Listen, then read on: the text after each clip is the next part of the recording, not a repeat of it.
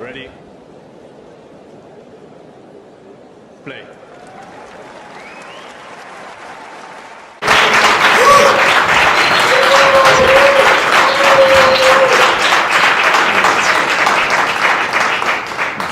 Welcome everyone. Let's start the press conference. Please, questions in English. Jannik, congratulations. This afternoon, did you play the match of your life? And what did it feel like playing that match? Match of my life, I don't know, but it's for sure very, very important. As I say, it helps a lot the last competition that is a team competition, and because you get a lot of energy from your teammates, from the whole team, and then the crowd is different. And I really enjoyed playing today. It was a great match. I started off really well, and obviously in the second set he raised his level, and the third set I just tried to hold my service games and waiting for a good opportunity, which arrived on 5-all, and I took it. And obviously it was a very crucial match for the whole team, and at the end of the match I was really happy for the team to be at least able to play a deciding doubles, and we played really good, and I think it was a really positive day today. Jannik, I just wanted to ask you about the 3 match points that you saved at 4-5 in the third set in the singles. Can you just talk us through what was going through your head? How did you remain calm in those moments, and what were you trying to do in each of those points? I know that it was a really important, obviously, important game. We changed not for so long for new balls, so I knew if I'm gonna serve well that maybe I have some free points. But I had to stay in the present moment. It was love 40, and he missed a quite easy backhand, which gave me a little bit of confidence and belief. And then after I served twice, really good. And nothing, after this kind of games, your energy level and then mental level, it's racing, and I think this helped me today. Jannik, over here. I'm not sure anyone else can maybe say they've beaten Novak Djokovic twice in one afternoon. What does that achievement mean to you? Yeah, it means a lot. Obviously, before the match, we were talking that it was a really important test today. Trying to understand what to expect before the match, and then I think we made a good tactical moment also before the match, and obviously playing it is a little bit different, but I think I have to be really proud about how I handled the situation. And as I said, I'm just very happy for all of us, for the team, and tomorrow we have a great opportunity. We know this, but in the other way we will try to stay as relaxed as possible, keeping the smile in our head, which is important also, and then also to be happy to be here. It's not so many. For me, it's the first time that we can play a final in Davis Cup, which it means a lot for us. One last question in English. Jannik, just looking forward to the final, and to the other guys, please, as well. Apparently, the Australian team that you're facing in the final, you'll be playing de Minaur, presumably, in the second match, and you've got this extraordinary hold over him. I think it's only taken 1 set off you. How much of an advantage do you think that is for you, and what confidence does that give you? Well, we don't know who is gonna play. Se ti faccio giocare. We have to decide. We have to. I have a lot of hours in my leg. This I know. If I play against him, it's gonna be different. Finals, as I said, it's always different. But let's see. It's his decision. He's the captain of the team, and so he can answer you that. What do you say? Thanks, Jannik. No, obviously it's our point of power. Jannik give us a lot of energy, give us a lot of confidence in ourselves. Obviously, he's a great player, but he's not only a great player. So he's a great person. That's what I like. So yeah, he's probably in the first position to play tomorrow. What do you think of the Australian team? Strong, different. Different from Serbians. Maybe more, maybe closer than Netherlands, as singles and doubles. But still, we have to take care of us, thinking about tomorrow, enjoying today, but focus for tomorrow. So head to tomorrow. We switch into Italian. Per favore, domande in Italiano. If you enjoyed this video, make sure you hit that like button. Don't forget to subscribe and click that notification bell so you don't miss out on all things tennis.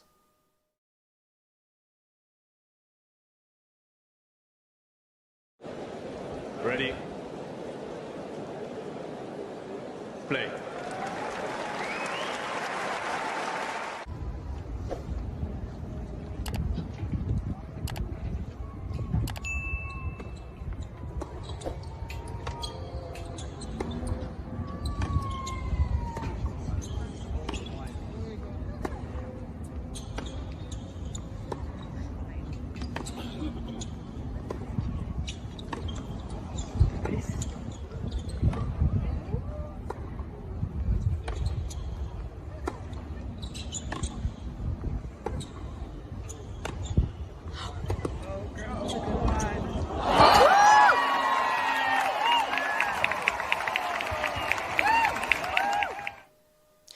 If you enjoyed this video, make sure you hit that like button.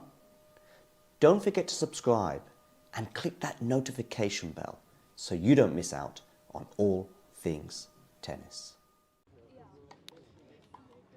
Here we are for this very special encounter at the Bonn Open between Jeffrey Blancano against Damir the Demon Jumur.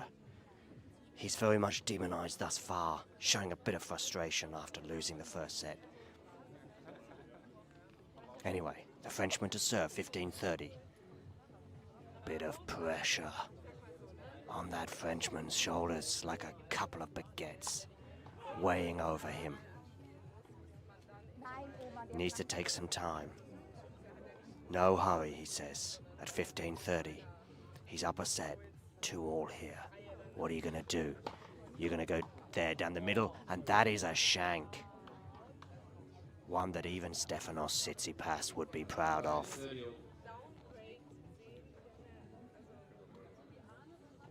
Get that towel, mop your brow. Return to the baseline where you'll know it's 30-all. Screeches from the other courts. But they don't put this young Frenchman off. Look at him. Prowling, brushing, questioning. Maybe they do put him off. He needs to be focused. It's 30-all, 2-all, tense times here at the Bonn Open. Goes out wide with that, comes into the net, does the volley. Does he put it away? No, he doesn't. But he puts that one away, and his opponent, the demon, Damir Jumur, just cannot believe what has happened to him. I'll tell you what's happened. You've been flummoxed, and you've lost the point.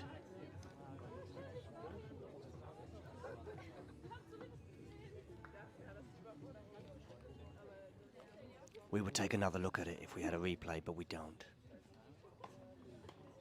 But who knows? You don't even need a replay, it's in our heads. Okay.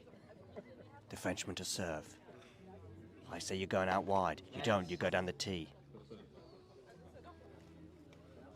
Clip the net though, so he's going to get another shot at it. Is he going to take my advice and go out wide on this one? Did so successfully on that last time for a serve and volley, even though he'd messed up the volley.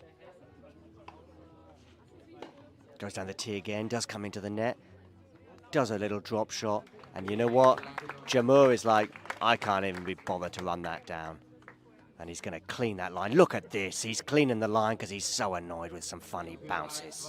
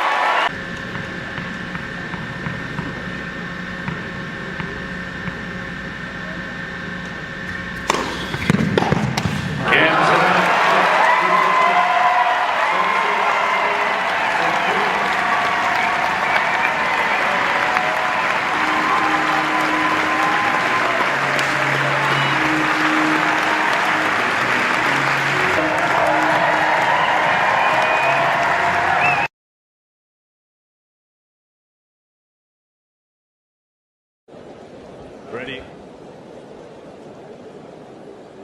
Play.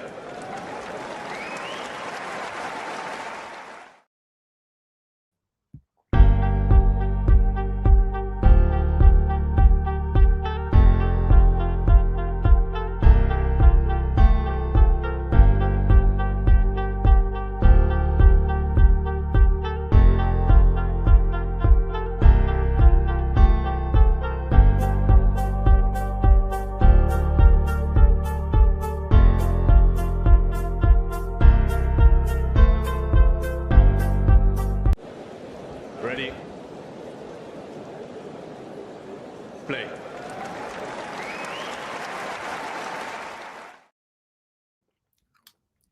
Good afternoon, all. As we seem to have a... Oh, there we go. Hey, John. Hey, I think Matt's camera's just frozen. I know, I just saw that. I was kind of a bit like, okay, now what do I do? No, I'm sure he'll be back in a minute. Yeah.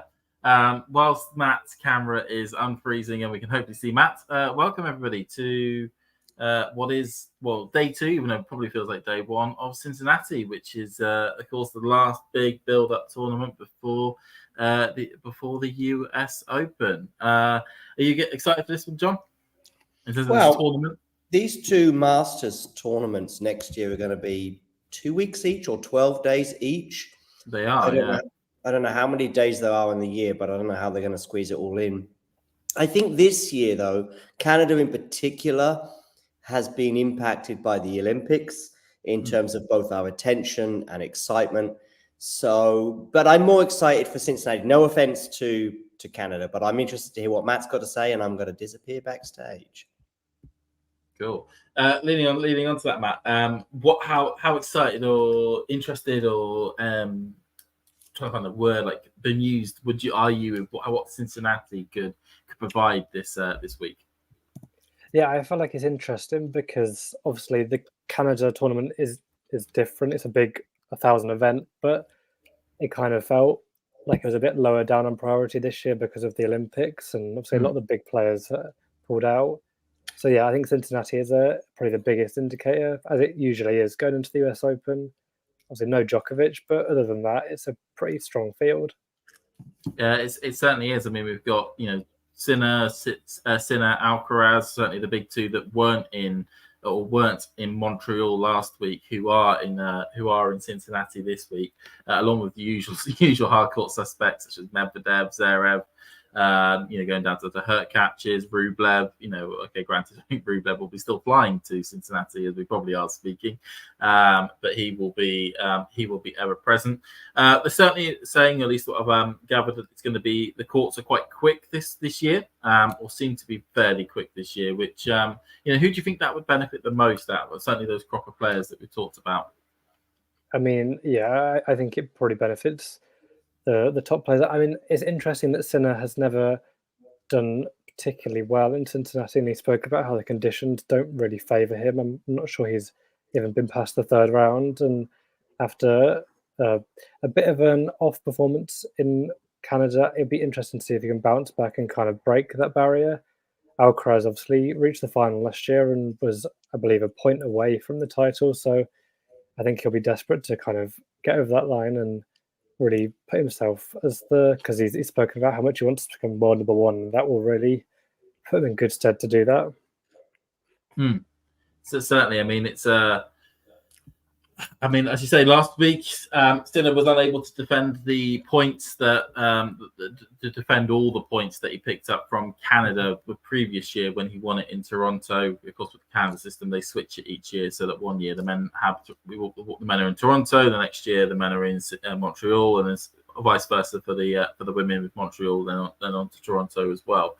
Going into the end of the year, of course, Sinner's the one, as you mentioned there, has a lot of points to defend after the US Open, thinking about his runs in Beijing, Vienna, and then on to the World Tour finals. At this stage of the year, we've kind of been noticing sort of Alcaraz having slight slips or dips. Do you suspect that we could see a similar thing? Yeah, it's interesting. He's had a few injury scares towards the end of the last couple of years, but I think with him speaking about that goal to become world number one, it kind of feels like that is really going to play a big part in the last stages of the year, where obviously there isn't a Grand Slam to look forward to after the US Open. But yeah, I think he's probably likely to do better at the end of this year. I think the first half of the year he was okay, but then he went Roland Garros, he won Wimbledon, and it's felt like he's really come into his own. And to be honest, even though he's world number 3, he has kind of felt like the best player of the last couple of months. Do you think, I know a lot of people are starting to say the question, we always like to pose the question, okay, who has won the year in terms of who has won the season? I think we could all probably agree for the first 3 months of the year, that kind of felt like Sinner, but, as you say, going into from the French to Wimbledon to, at least the silver medal run at the Olympics, it kind of has sort of swayed towards Alcaraz's favour. At the moment, who would you go for? And what do you think could end up sort of swaying it or changing your mind? Yeah, I think you probably it's tricky because it's kind of that thing of whole like tour events versus Grand Slams, and they've both got Sinner's got 1 Grand Slam and Alcaraz has got 2 this year. I think it's hard because there's also recency bias, but I think in my head Alcaraz is slightly edging it because I know there's not a massive difference in the race compared to the rankings, and I think Alcaraz is slowly bridging that gap and could potentially overtake Sinner in Cincinnati. So you would certainly say at the moment you would favour Alcaraz slightly. Is that what I'm gathering? And then, yeah, I don't know what your sort of take on it is. Yeah, I would certainly say to agree that at the moment you would say that Alcaraz is winning the year. I would say if he ends up winning the US Open, then we can absolutely say that this has been Alcaraz's year, regardless of what ends up happening right to the back end of the season. When we go into the China, certainly the China swing, and then on to the European indoor hard courts. I think the interesting thing will be, though, if Sinner ends up finding some form or ends up taking the US Open, because then people will then certainly look at certainly going into the World Tour finals, whoever, if one of those two players can end up winning those events, then actually they may end up being crowned almost, or at least be seen as having won the year. But of course, there's a certain 37-year-old Serbian who would like to stake a claim on the last Grand Slam, and has traditionally done very well going into the indoor hard courts that will be taking place.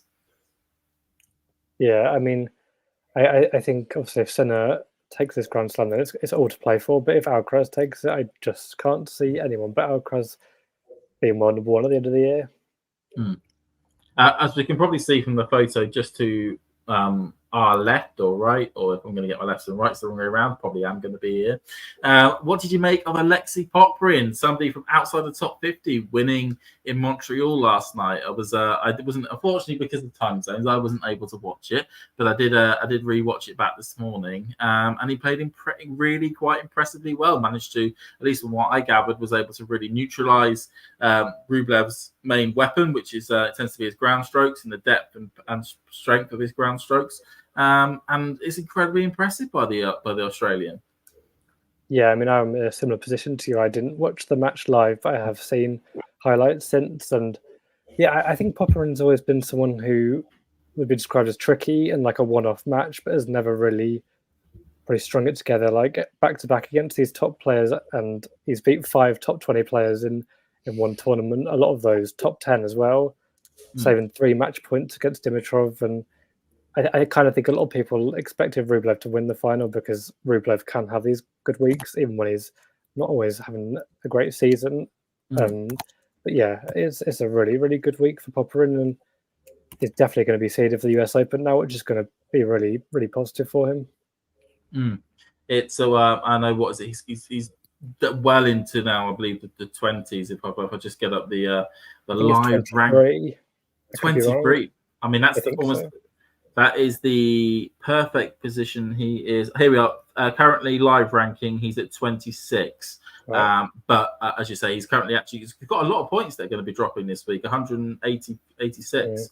That must be because he had a bit of a good run. Of course, he had a really good run here in Cincinnati last year. So, but it's certainly knocking on the doors of potentially being in that sort of, what is it, that 17 to 24 seeding category, which is a good place to be in, as it means that you won't play a top 8 seed in the 3rd round. So potential for certainly a run at the US Open. I mean, do you see this as a potential, maybe a slight flash in the pan, or do you think actually no, this is all part of the progress that we're expecting from Popyrin, and actually he will then go on to break top 20, maybe even challenge for top 10 in the world?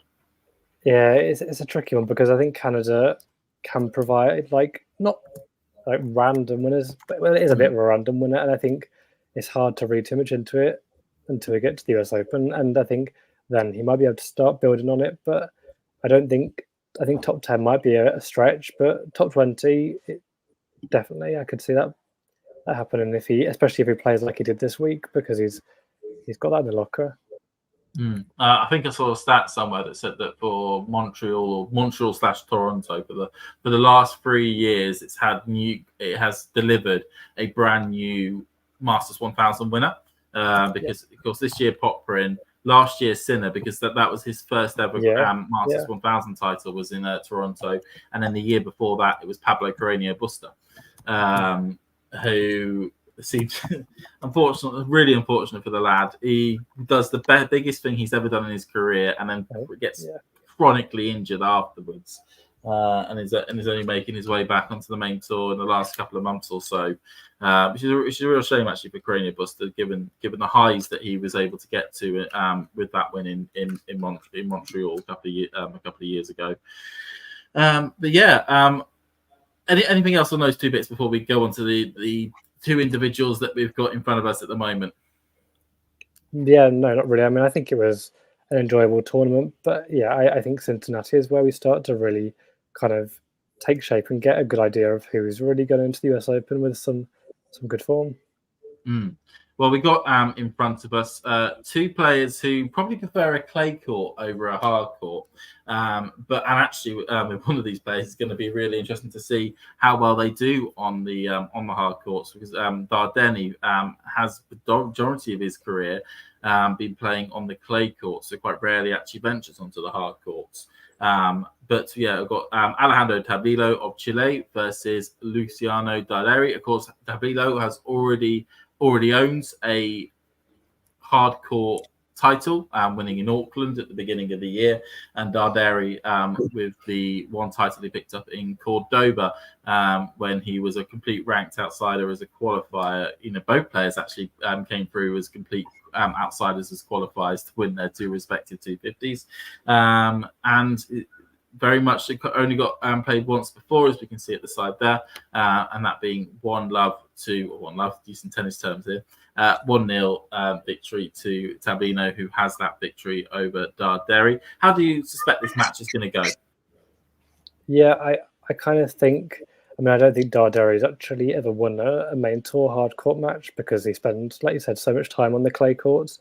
Yeah, I think Tabilo's obviously got to be the favourite in this one. He's got more pedigree on the hard courts, and he's done very well at the Masters events this year as well. So, yeah, I would say Tabilo in straight sets is probably the most likely outcome. But Darderi has proved a challenge. I think he pushed Tommy Paul the other week. So I think last week he pushed Tommy Paul. So in Canada. So yeah, it's interesting. No, I remember with Darderi watching a lot of his. He had a couple of really good runs. I say good runs, at least sort of semi-decent runs in Hamburg and Umag before the Olympics took place. I was playing incredibly good tennis there. He has a big game in terms of he has a big serve and certainly a big forehand, which tends to work really quite well on hard courts. But as you say, we've barely seen him on a hard court, and and how he's going to perform. At the moment, I don't know what your score says, but I've got 15 all. Yeah, I'm slightly ahead, but I'm 1 point ahead. Yeah. You're in a sense of thing. Cool. So we've got 15 all at the moment between these two. We've got a court that seems actually it seems quite big. They've got the players that are quite small in terms of how they look when they're standing at the back of the court along there. Cool. So currently Tabilo is currently 15-30 up on the Darderi serve. Darderi is the one who's first serving up. So let's see how this sort of works along there. So I guess court, forehand. Oh, good forehand. At the moment, Tabilo just looks. Oh, as he clips still. That was unfortunate. Just brutal, isn't it? Yeah, that's one of the worst ones to get a clip net cord like that.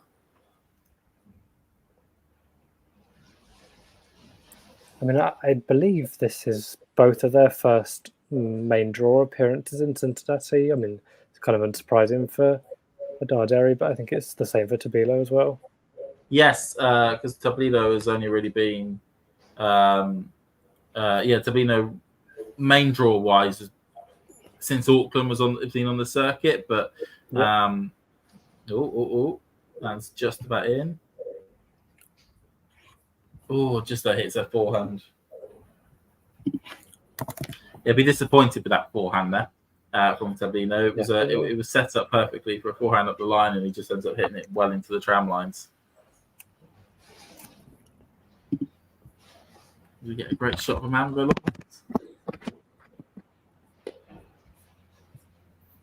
Let's see if I can get this up a little bit further forward. It's very rare that I'm actually ahead in my stream. I'm usually way behind most people. I'm not having a good day. Okay, I've got myself something that's a little bit further ahead. So using every orifice I've got. I've got Darderi on an advantage. Yeah, me too. Oh, perfect. I may have had to move to a smaller screen to be able to do that.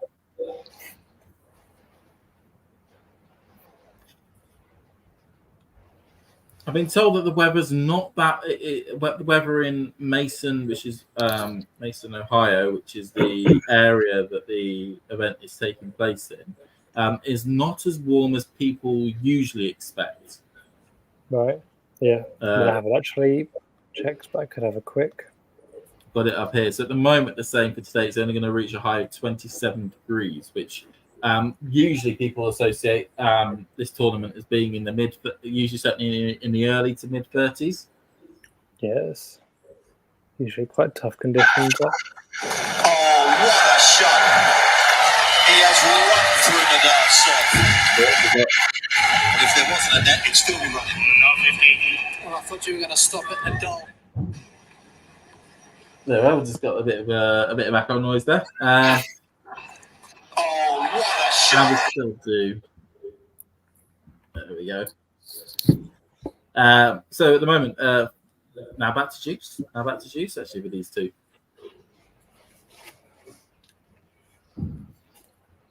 I mean, I wonder if Tabilo's still thinking about that forehand on break point. Yeah, he's just hit a backhand long there. That would have a slight annoyance associated to it.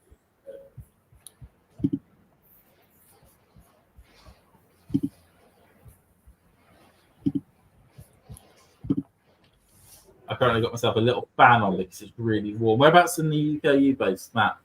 So I'm from Coventry, so like Midlands area, but I'm resisting the fan at the moment. It's not too bad in the room I'm in currently. What about you? Well, lucky for you, I've got a fan on at the moment to try and keep cool. Yeah, I've definitely used it a bit over the last couple of days. It's warm. It is very, very, very warm. It's just my luck that it starts to get really, really warm as I'm about to go back to work next week. Yeah, very tall. I mean, I don't know if it's going to sustain that heat, but it's pretty rough when you're in the UK and you haven't got the stuff to deal with it. Mm. We're not a nation that's used to heat or very much plans for it, because we've got houses and we've got buildings that are very good at keeping heat in, but not very good at letting heat out.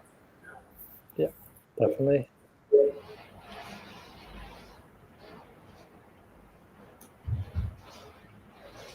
Oh, I think the score tab at the bottom's broken. I was going to ask that question. I was like, is it just me? Okay, I realised a mistake, but Tabilo's serving now to try and get himself on the scoreboard.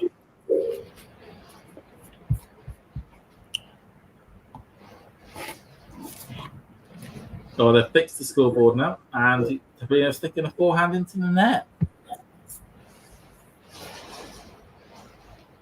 And that one there. Did you enjoy the Olympics, Matt? Yeah, I loved it. I mean, for me, it's the best sporting event. I kind of had to sort of claw myself away from it sometimes because I was like, I need to get stuff done, but there's just so much going on at the same time. And I enjoyed the tennis and I enjoyed all the other different sports. What is? What I really enjoyed it. Was there any sort of sport that you found that you became really into that you didn't think you were going to be getting to? Yeah, I feel like I always get into like the canoe slalom, which is really random, and the taekwondo. It just seems to draw me in every Olympics. But yeah. Yeah, I mean, with the taekwondo, I was getting frustrated because I felt as though a lot of those hits weren't being registered on the pads that they had on around there. Yeah, I had no idea what counted and what didn't, but I was like, I was seeing clean hits to the trunk, and I was like, how is this not popping up as a point? Yeah, we've been told that the hits to the trunk count as points. Yeah, I mean, I feel like if there's any medal on the line in any sport, I'll be watching, whatever it is. I mean, how did you find the tennis at the games? Were you surprised by a few things? I wasn't surprised with the top two in the end. That stayed certainly in the men's. The one thing that intrigued me in the women's was actually just how much pressure Iga felt, or at least showed to sort of feel in her matches. Ooh, that's wild. So Darderi now has two break points in his serve.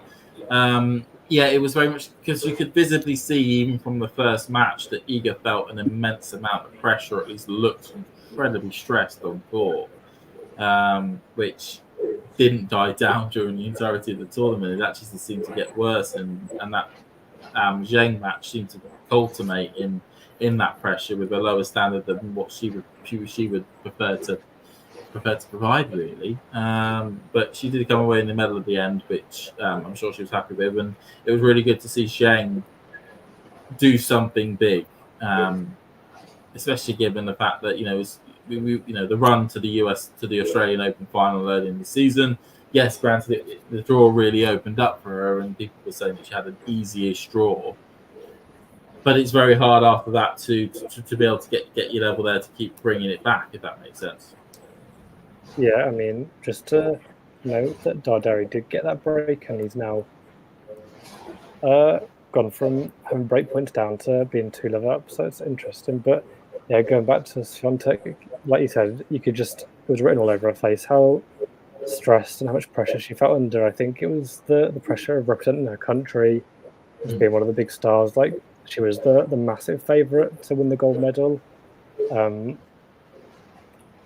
maybe some of that was down to the fact that that was her only chance, because prior to that, she was supposed to be playing mixed doubles with her catch as well. So it was just that or nothing. And I think when her level dropped, it helped. It was fine against some players, but Zheng was too good to drop that much your level in. So, but it was nice for her to get a medal in the end and kind of have some reward for her.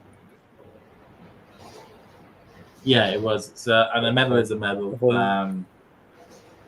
which is most important. Of course, it was sad to see Murray go in his match. Yeah, that was, I think, especially from a British perspective, it was very sad, and I think he kind of just showcased all the big hits in his first 2 matches. Saving match points to come through the win, and even in the third match, they were a bit of a late fight back, but just too much in the end. Yeah, it's always sad to see. As at the moment, Darderi is halfway along to the first set. 3-love up. He looks in full flight at the moment now. After a bit of an iffy first service game, he just seems absolutely locked on and on it.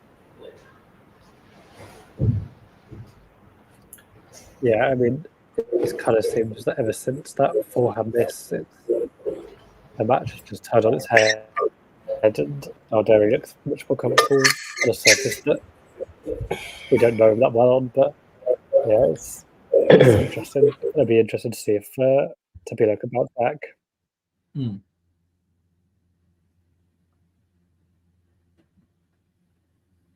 Well, we've got shades on here. As we can see, actually, with the court, it's fairly well attended at this time of the day, which is good. Which is good to see. We know with Mason, Ohio, and in the general Cincinnati area, that they've got what is it? They've got a big tennis culture in terms of enjoying the sport and attending the sport.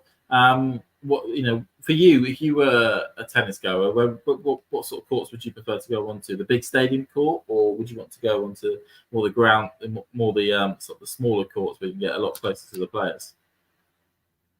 Yeah, it's a good question. I feel like it's very dependent. I think if you go to Wimbledon, probably the bigger courts, because you're going to avoid the rain. But yeah, I quite like the smaller courts. I think sometimes some of the best matches are the ones where, because especially in the opening rounds, obviously, there's usually bigger names against names they're likely to beat, whereas on the smaller courts, they're probably more likely to have players who are a bit level playing field. So yeah, I think a ground pass are always great value at these bigger tournaments.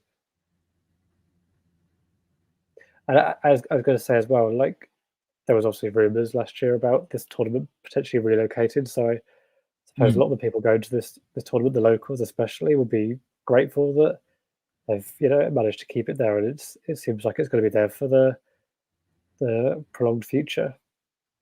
Yeah, it was what was it? Charlottesville, Yeah. South Carolina, I believe it was. Yeah. Was the area that was being touted. I mean, there was some eagle-eyed researchers found proposals on local council on a local council page in the Charlottesville area of a new tennis complex that wanted to be built. So very much, as you're saying, it was. As you were saying, there was serious proposals to have this event be moved, and kind of we like it where it is. We don't particularly want it to be moved because we like the fact of it's the history of this venue, the history of this event, the stadium, the uniqueness of it all. Keeping it here is a fantastic addition to the calendar. Somebody on X is saying who's winning. Currently, Darderi is winning 3-1. This is a break up in the first set. Tabilo finally getting on the scoreboard with a simple hold there. And now we're on to Darderi now serving to try and make it 4-1 and keep his nose in front. And he won't mind that. That's a return long from Tabilo. Get as many free points as you possibly can. So the one thing I have noticed this year already is that we no longer have the Gerber baby as one of the backboard sponsors. Oh, yes. Do you remember that scary looking baby that was always on the backboard of the sponsors? I was thrown off for a second. I was like, have I missed something? But yeah, I know exactly what you're talking about. Yeah, that was not the most comfortable thing to see in the background, but I'm glad it's gone. The funny memes that I saw, what was it during the time of the the Next Gen Finals in 22? Was the fact that they said people were saying that Dominic Stricker looked remarkably like the Gerber baby and gave him that nickname. Not only did he look like Kevin Bridger, the Scottish comedian, but he also looked like the Gerber baby. I don't know. I think you'd probably prefer one to the other. Oh, good forehands.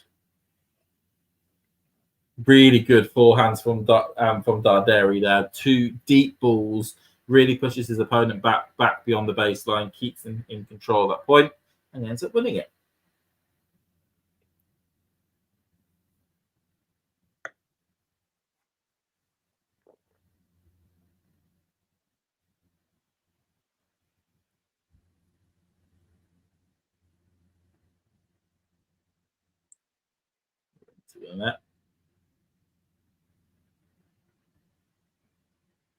He's just not really finding his rhythm yet, is he, Tabilo? No, I mean that was an easy thought. That was a second serve forehand he just buried into the net there. Like he will not be happy with that one.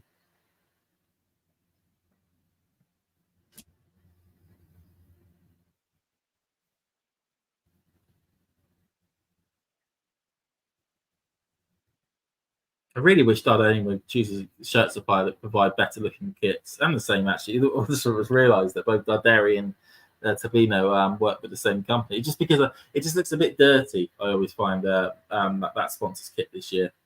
I mean, is it exactly the same, the top they're wearing today? It is exactly the same. Yeah, I'm not a fan of that. I think it just they do obviously have obviously got the headband on, so there's always a bit of differentiating, but yeah, it's not the best.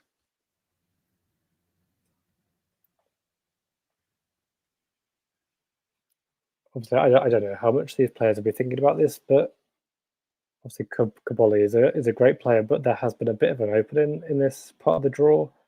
Oh yes, Tommy Paul being beaten by Kaboli, who's obviously he's had a great year, but it's definitely probably the preferred draw, I would say.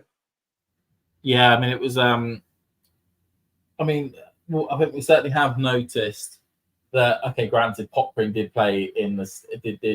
Did play in the the Olympics. He did play in the Olympics, whereas Rublev didn't. He chose to stay on the American hard courts. But those players that it was certainly noticeable last week was that those players that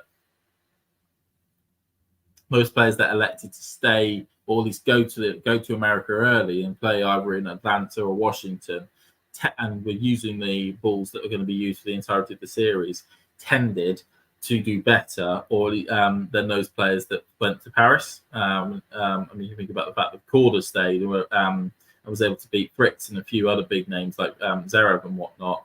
You know, Thompson beat Draper. You know, Nishikori had a couple of good wins, and yeah, it just seems to notice that those. You know, Koboli was another player that decided to go to US instead of being in. He got a good run in these events, and as we saw, was beating Tommy Paul, who was in Cincinnati. So very much those players that decided to stay in America tended to have stolen a bit of a quicker march than those players that chose to go play in Paris. Yeah, and I think that's what makes Popyrin's victory even more impressive, because he was one of the ones who went to the Olympics and still made that transition. Just to obviously note that Darderi did actually just save a break point, and it's now back to juice.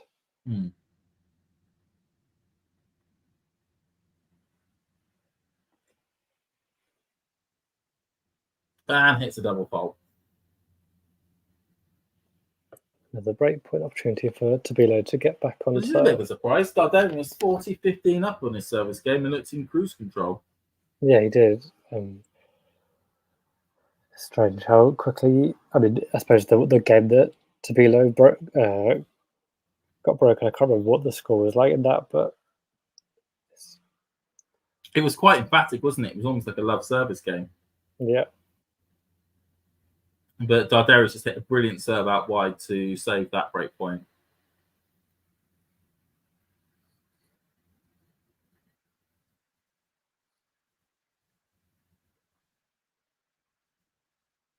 Had to sit another ace as well. Now has given himself advantage on his serve. Yeah, he's already put that double fault behind him. Just keeping an eye as well on the Zhang Napeshi pair of card match. Zhang has just gone a break-up 4-3. Yeah, I feel like a lot of the matches, particularly the men's matches right now, are very 50-50, 60-40. There's not like a lot in them. Jerome Baez is another one. Well, this is the joy of this format of tournament, because of course as a 56 player draw, you're only going to get the best of the best, and you're going to get first round where it's going to be, you know, two good players, certainly good two players that are equal in terms of a ranking and certain ability and whatnot, going off against each other earlier on. This is, you know, one of the reasons we love this format of the Masters draw, is that it enables you to have great matches from the get-go. And it is something we're going to end up losing going into when these two events get made into 12-day Masters. Yeah, absolutely. I mean, again, Darderi fought off those break points and is now 4-1 up in this first set. Yeah, he's certainly, as you could say, hanging on to his break, which he'll very much want to keep. And I think just obviously because he served first, that scoreboard pressure really might work in his favour, because 4-1 looks a much bigger lead than with just the one break. Tabilo will constantly feel like he's chasing the score.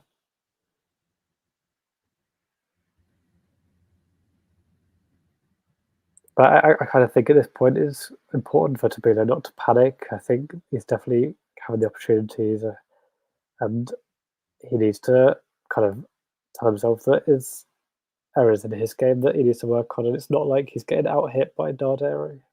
I mean, at this stage, he doesn't want to hand over another break in this set, because that probably will then be the set over. Yeah. Concentrate on your own serve at this stage, and then try and exploit a weakness on your opponent's serve in his next service game. Yeah, definitely.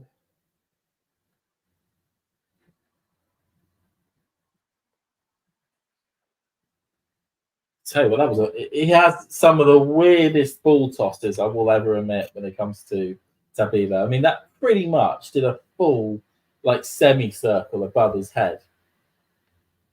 Yeah, I don't think it's the sort of thing that will get taught, but it works for him clearly. Yeah.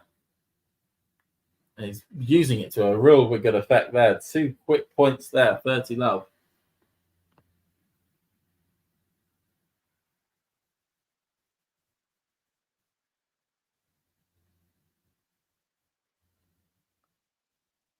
another.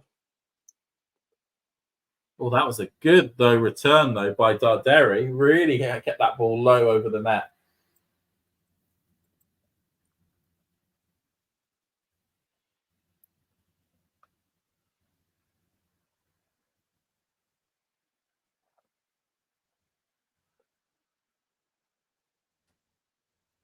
Tries to get down the team a lot.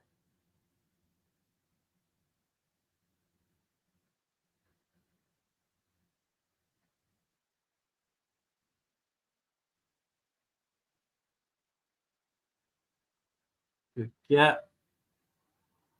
Points being neutralized.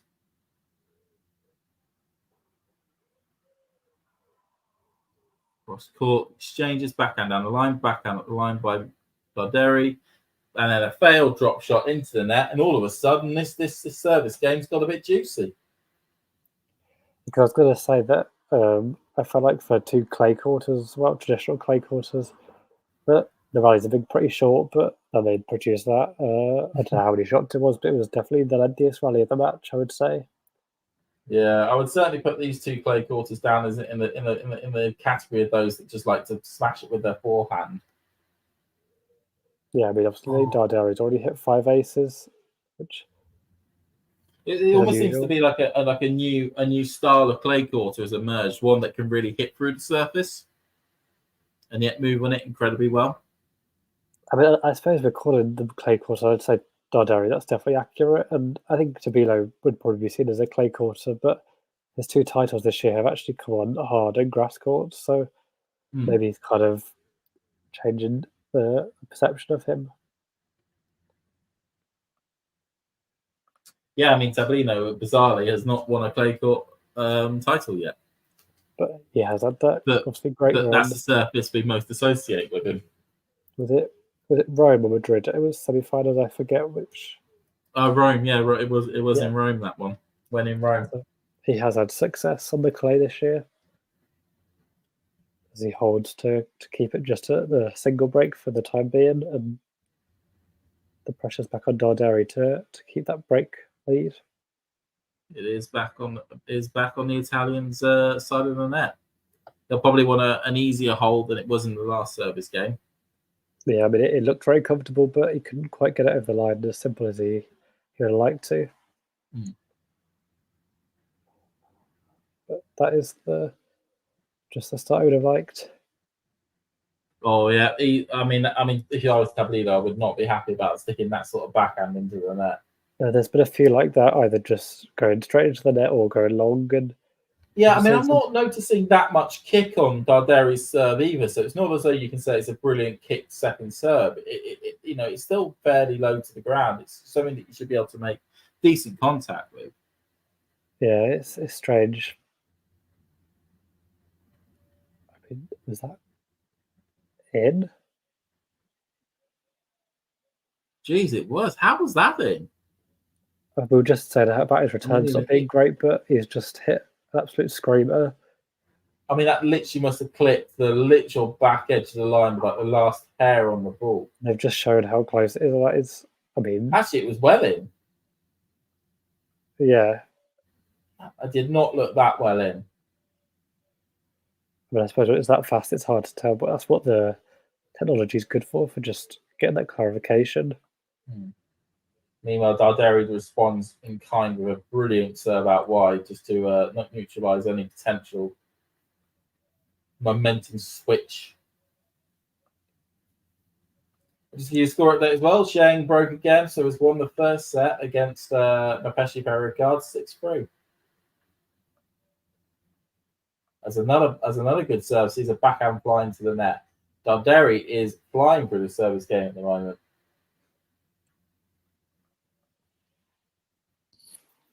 Can he get over the line at 40-15 on this time?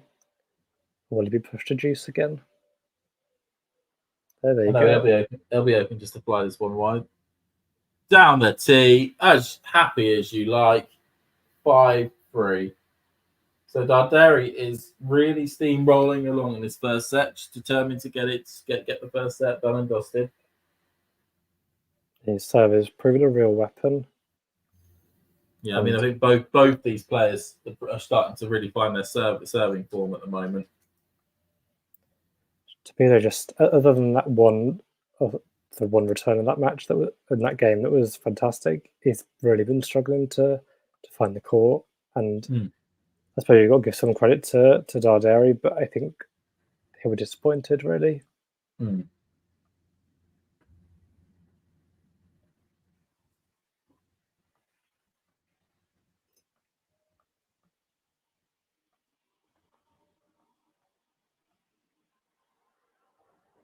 But I think he's got to believe that he can still take this set. There's still only one break, even though it's 5-2, it's still only that single break, and he's like you said, really starting to find his own serve. So he'll be hoping to put the pressure back on. I mean, at this stage, it's all about now making sure that you don't get broken and such you're serving second in the second set. Yeah. First of all, you want to start the next set serving first, get an early lead, and try and build some pressure from there. Yeah, absolutely. But even though there can sometimes be an advantage in terms of letting your opponent serve first in the next set if they've won the first, because generally, if it's a tight set, their level could be a bit lower, and you could easily steal a break.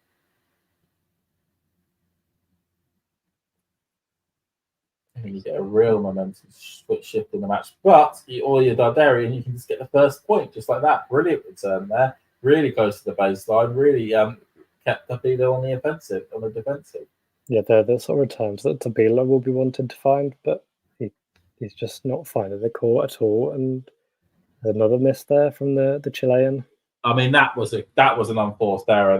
The return was not deep at all. That was very shallow and very something that you could easily tee off on, and he just teed it wide. If it was golf, you would have said it's gone long beyond the green and into the bunker.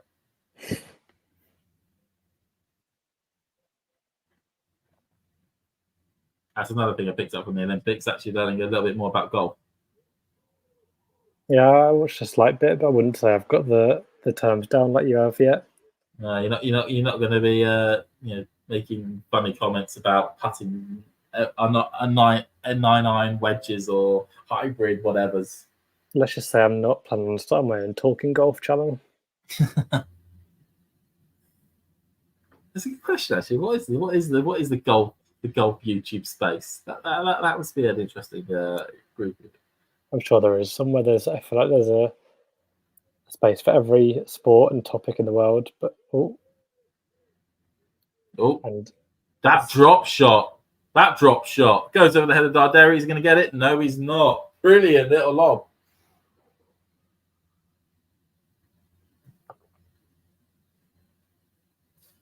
I just don't love it if that YouTube space started trash talking each other in terms of like fan accounts like Fleetwood or Scotty Scheffler or Rory McIlroy, just absolutely talking trash to each other via different videos. Brilliant. I'm obviously trying to get like some sort of like Arsenal fan TV version of it. Yeah, I mean, it's definitely, I don't know if it's got the audience for that, but I feel like you've got to try these things to find out.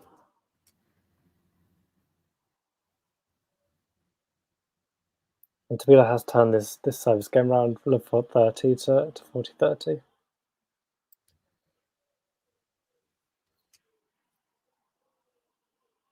Yeah, he's doing okay here, Tabilo. But second serve that's going to be faced, but Darderi's going to have a look at.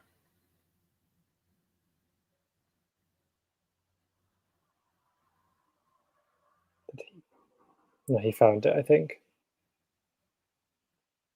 Yeah, so I think he did.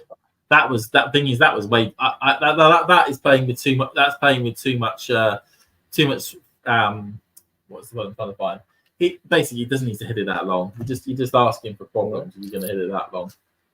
And especially with the way he's been playing, I think he needs to kind of draw the margins in a bit. But he has got the hold, and it is back to just the 2-game deficit with the single break, and Darderi's now got to serve it out. He does, and he's hit a forehand into a serve into the net.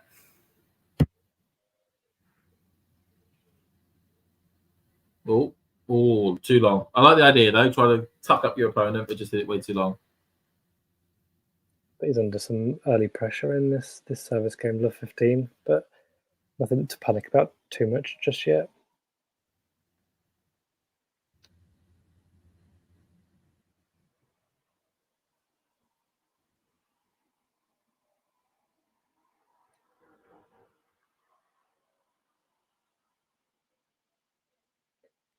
However, now there might be a few concerns in the Darderi camp.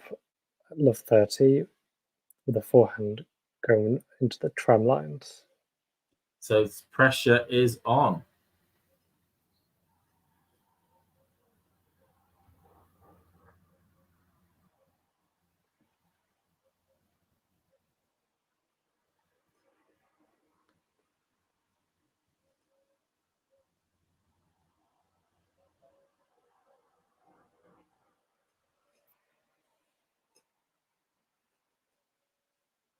Oh, okay. Looks as though 40, love 40.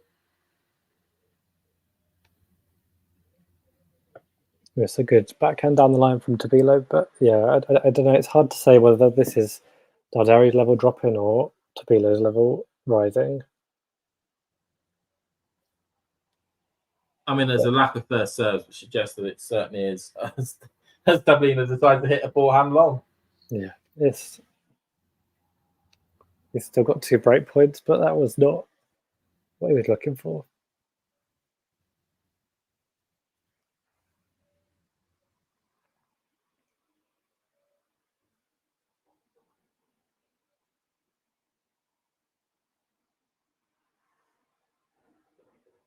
Oh, and that's an ace. I believe his 7th of the match, Darderi.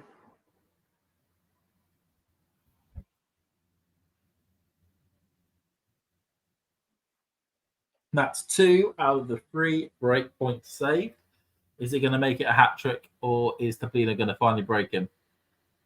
He's got a second serve to look at, so this is looking a bit more promising for Tabilo. No.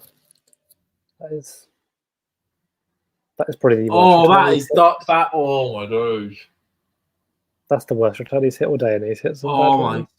I mean, does he realise he's serving on the ad court, not the juice court? Well, he wouldn't even have made the doubles court. It was that wide. It is, yeah. Second serve, good a chance to get a good purchase on it. Jeez, okay, back to to juice now. Chance here for the Italian, but the Italian hits the net.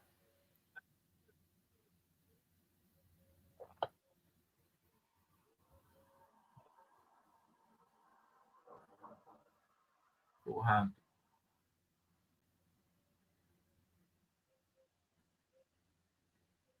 I like the exchange here between the pair. It is actually Darderi who goes long. Oh, I mean, there was a ball that was short for Darderi. He didn't get a correct purchase on it midway through that rally, which would have been a rally-ending ball. So despite that really poor miss from Tabilo, he does have another shot at getting the break back.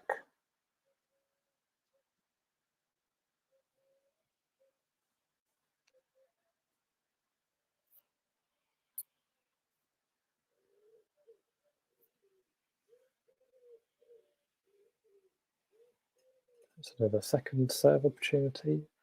Ooh. We have been here before. Wait till we see this backhand fly wide.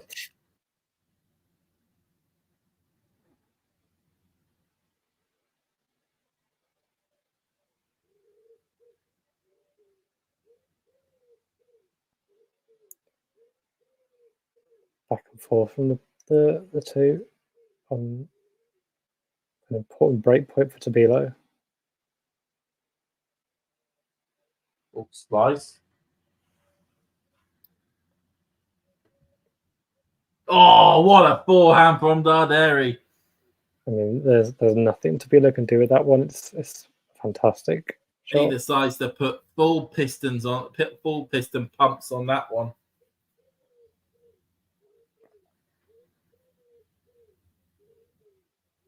Yeah, and he's now saved all 8 break points that Tabilo's had in this set, and Darderi's only had one. Darderi's only had one break point opportunity, and he took it. That's just the margins in tennis. Yeah, 1-2.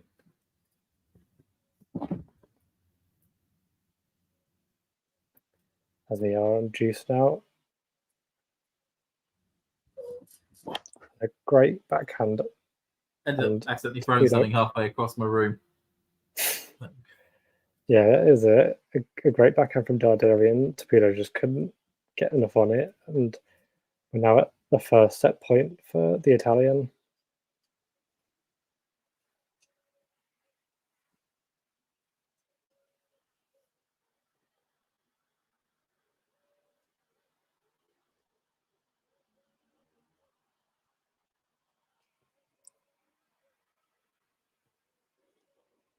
Oh, and the break comes.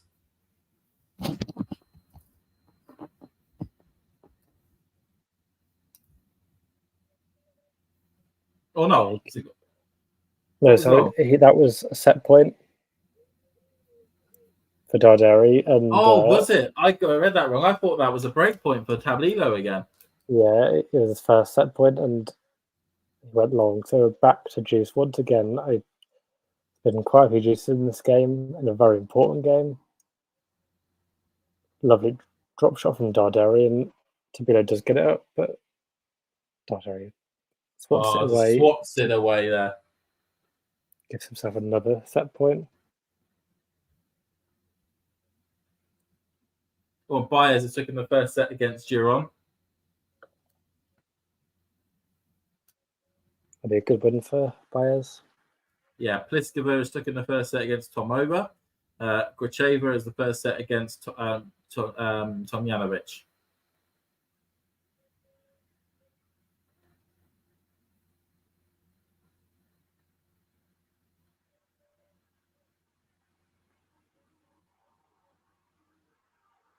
Another lengthy rally between these two, and the game is finally up for Tabilo in this first set. And the first set goes to the Italian. Saved 8 break points in that first set. Had only one of his own, and he took it. And that's just what you got to do in these big moments. And he's now 1 set away from his first main draw win on hard courts on the main tour. Like we said, this is like what we like to see at the start. You certainly at the start of a big tournament like this, a lot of high intensity matches happening all over the place, and this match is certainly playing up to that. I mean, it's obviously not good for Tabilo that he's been missing some probably big opportunities, and he's had a lot of enforced errors. I don't know how many to be exact. I don't know if it says here.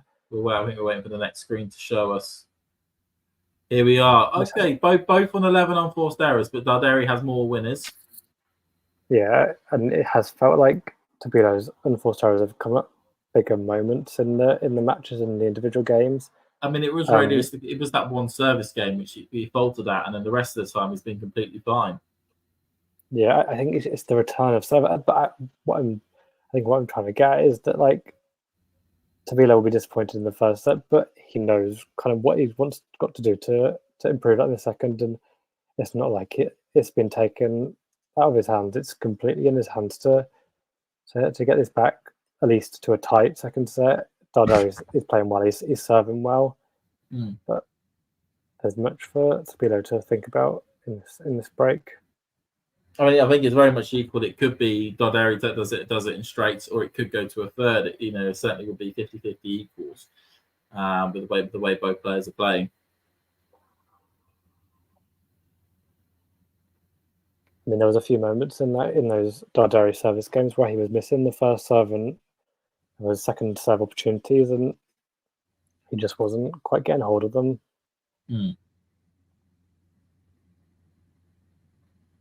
But he's got the serve first in the second set, and he'll be looking to get off to a strong start because he was only broken in his first service game. That was the only break point he faced, so he was a bit more comfortable as the set went on. Mm.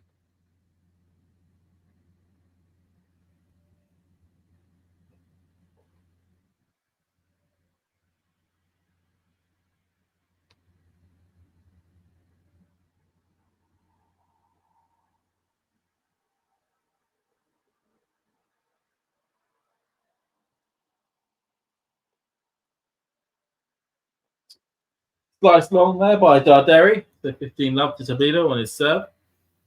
Both players decided not to go off court during this set change. It's interesting because I think a lot of players in Tabilo's position would have chosen to have that time, even just to think and reset, but he obviously didn't feel it was necessary at this moment. Is that no? I'll carry on court. And I suppose some of that might be down to the fact that he hasn't actually faced any break points for at least, I can't remember, 2 or 3 service games. And he might put it down to a blip in the first game. Because obviously had he broken Darderi's first service game, we could have been looking at a completely different match, but that's just if buts and maybes.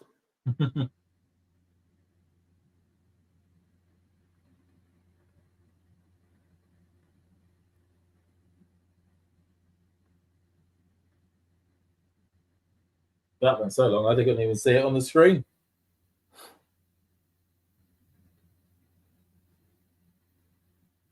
Oh, that's a backhand. That's a poor backhand into the net there on the second serve. He just stood way too deep.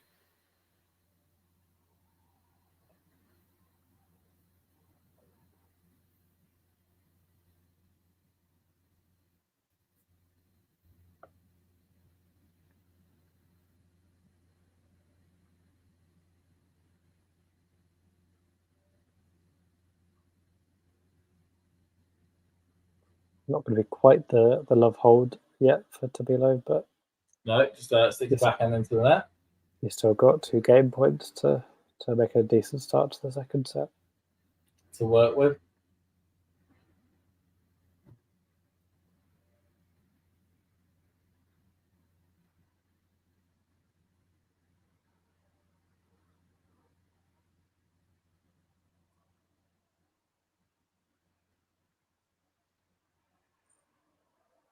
Yeah, so, okay.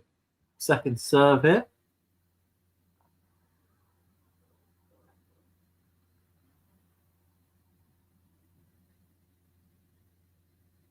Oh, out from Tabilo. Love 30. Yeah, he won't want to be dragged into another juice game when it was looking so comfortable. It was 40 love up, and now we're at 40-30.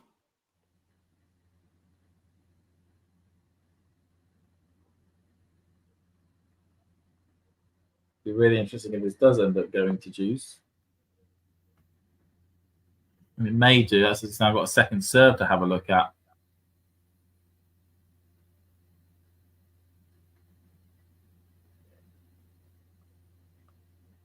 Oh, that was a. I mean, there was some really good shots from all players in that small rally there. A great one cross court by Darderi, but an even better forehand down the line by Tabilo. Gets the first service game, 1 love. And he has shown that when he does hit those really powerful shots, that there's nothing Darderi could do with it, and he just needs to, I think, bring his margins in a bit. I think he was trying to go for too much in that first set of points, and it's the perfect start he would have wanted. Now the pressure's on Darderi. He did face a lot of break points in that first set, but just managed to hold on. I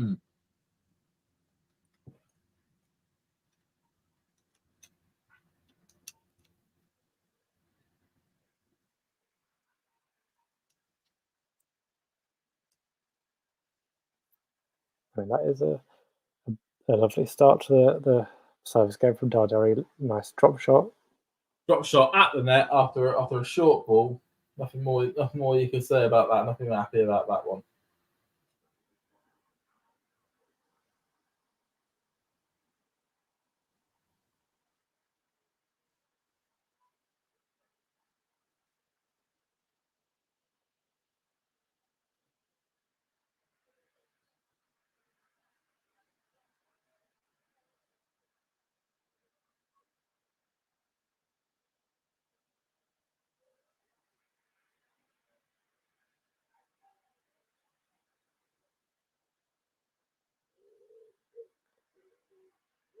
I mean, his serve worked a treat today. Another ace there. Love ballsy at the moment. This is turning into an easy service game for the Italian.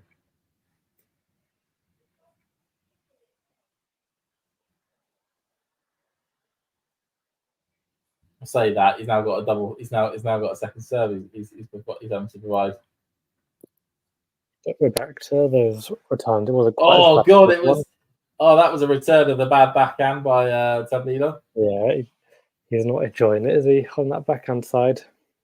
Well, that was the exact polar the same to that break point chance he had in the previous set in terms of how he hit that ball. I think, I don't know about you, but from my perspective, I keep expecting Tabilo to take that break, but Darderi is really staying strong. He's shown that although he's spent a lot of time on clay courts, he's not limited to that, and he's got weapons that are suited to the hard courts. Yeah, he's showing that he's no mug. I mean, you don't push Tommy Paul like he did last week if you're an incapable player on hard courts. I know Tommy Paul lost yesterday, but Coboli's also a great player. Yeah, I mean, over the last couple of years, I mean, you have to really go some to be able to beat Tommy Paul on a hard court. Particularly in the US as well. Yeah, it's tends to be a place where he does incredibly well. Good old Tommy.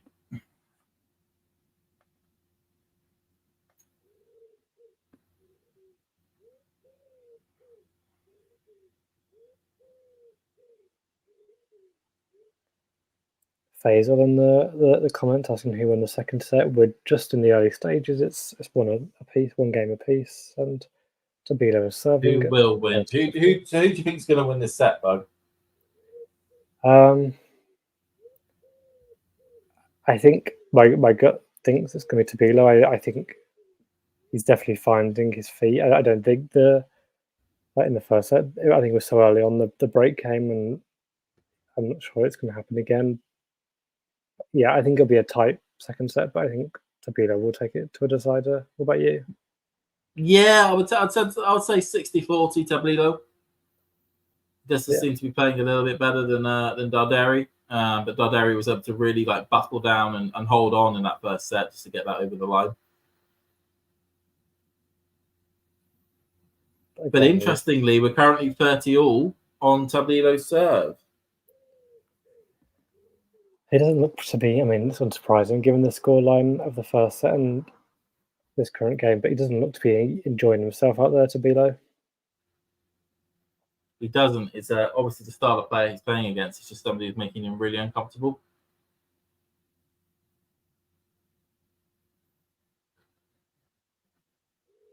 Oh, that was in. Wow. Oh, that was out though. He just had to put too much on that. Tabilo does have a game point despite the scare. Game point, I meant.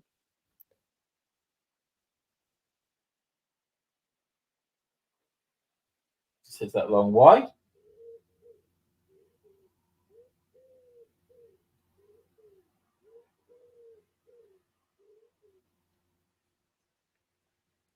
And he's keeping himself ticking on the old scoreboard. I mean, at the moment, it just seems like Tabilo can hit the ball harder in those rallies, and it's really causing Darderi issues. Yeah. If Darderi wants to have any success in these rallies now, he's going to have to find other ways. I mean, we've seen that he's got a nice drop shot, so he might have just started adding a bit more variety and mixing things up. Oh, I agree. And he needs to keep that serve firing, particularly those aces in the big moments, because I think Tabilo will be desperate to get that break because he's been had so many chances in that first set and he just couldn't get it.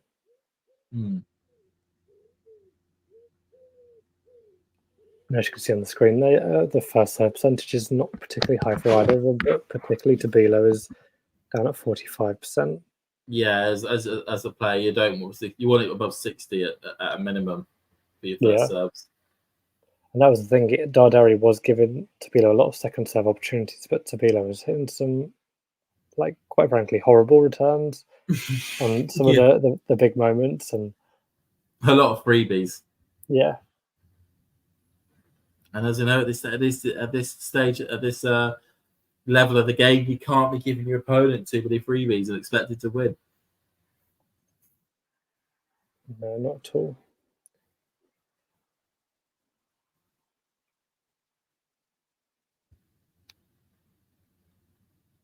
But I do think it would be surprising if Darderi, well, Tabilo went the whole match without getting a single break. But he's yet to get one.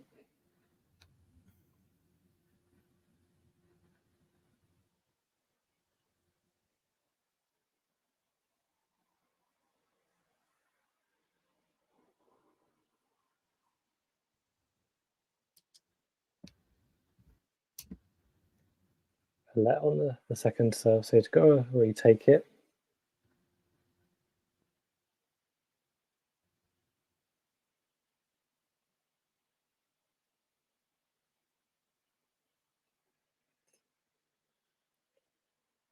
And that's the sort of point that Tabilo will be wanting. He's really dictating with his forehand, taking control of the point.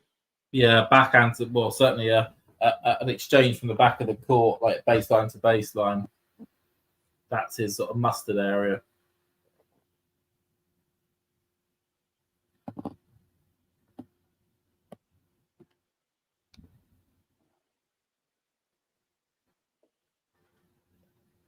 Oh, but hits the ball on there. I'd be intrigued to know. I mean, actually, I don't think there was much of a differential between the backhand and forehand errors. It just feels like the bigger errors are coming from the backhand side of Tabilo, and more of the I agree with you on that one. It's that seems the one that's a little bit more volatile, particularly on the return.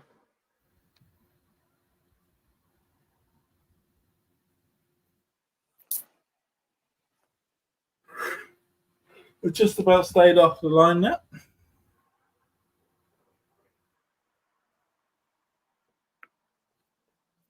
Did it a nice backhand there, though, to Tabilo, and oh yeah, he's got himself in a decent position in this return game at 15:30 on Darderi's serve.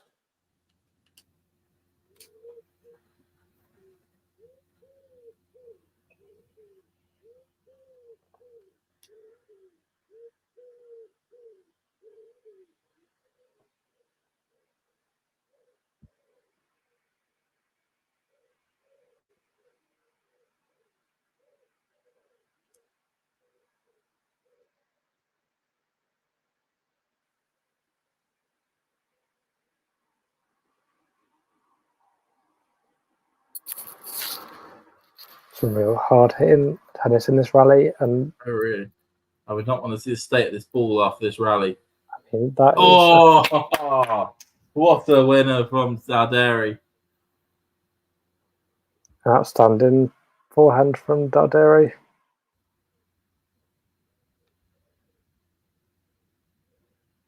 When we speak about Tabilo's power, just redirected that ball beautifully. Yeah, I don't think people realise how difficult that is to do. I mean, I couldn't even dream of trying to do that, but it's such a difficult task. We see it from players time again. When they try and redirect that ball, there is so much more effort and skill needed to make sure that you keep it in.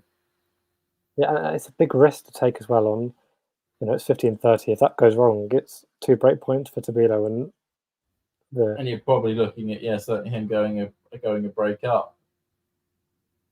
There's a coaching stage. Hit a backhand long, and so Darderi has a game point.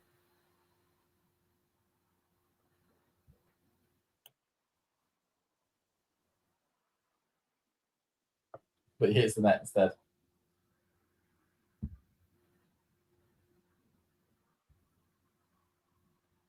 Scott forehand. Oh, good forehand by Darderi. But neutralise the point.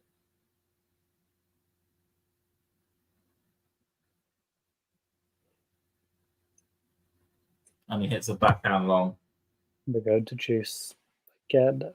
I mean, I don't remember him hitting a first serve. He definitely might have hit a first serve in this game, but it feels like it's very minimal first serves in this particular service game. And he could already do with one now at this crucial point. And he does find one. And it's a really, really important first serve that gives him the point and gives him another game point. Gives him that freebie. And that's it. When he does get it in, it really does provide him with a lot of free points. And it's been a big weapon. Obviously, 8 aces, but it's down at 53% in this match.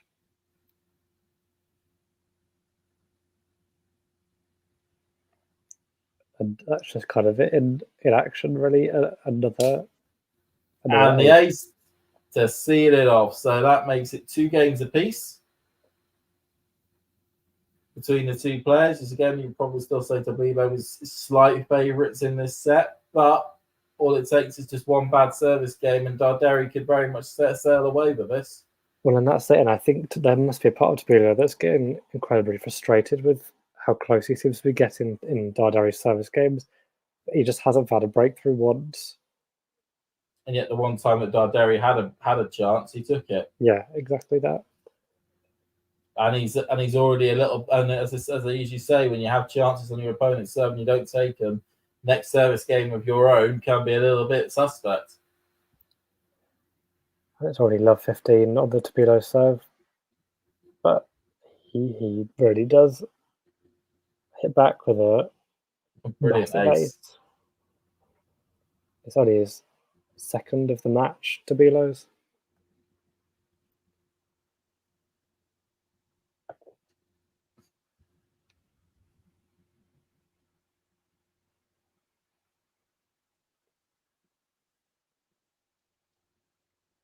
Oh, shanks that one.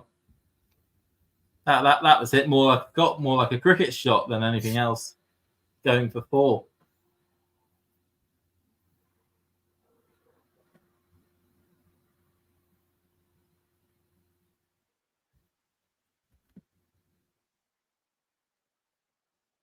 Goes down the tee again, but goes long this time around.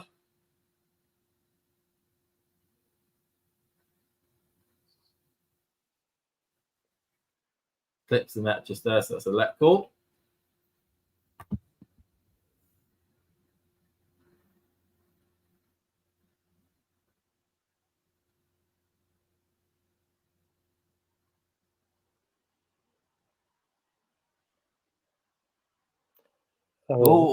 Not great drop shot. Not great drop shot.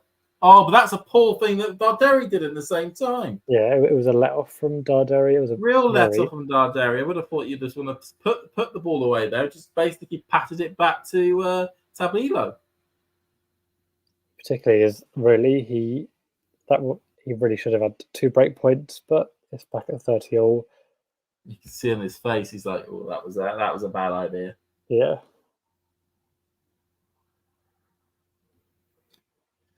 $30 all now. 30 all.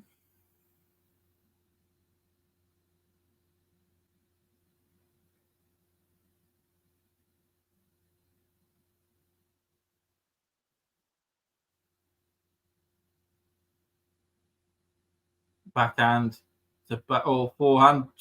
Oh, did that just land in? Yeah, Like... I think it found the court. It was hard to tell for a while, but yeah, it was a strange. Yeah, that was in. I mean, that must have caught Tabilo off. He probably thought that was going to be going out. Hence the reason why he left it. Yeah, it seemed like he was in his hitting range, but he didn't. Yeah. So chance here. Just Darderi's second of the match, but on this occasion, ace down the tee just to see it off.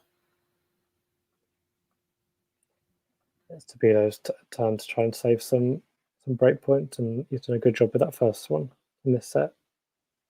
I'm surprised he's not covering that down the tee better. It seems to be the one that Tabilo usually goes to in pressure point situations. Mm-hmm. Yeah.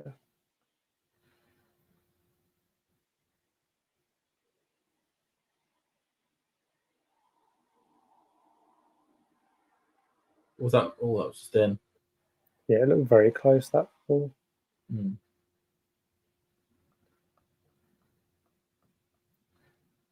But again, oh yeah, I mean, he just hasn't got any control in that rally, Darderi. He's constantly being pushed from pillar to post.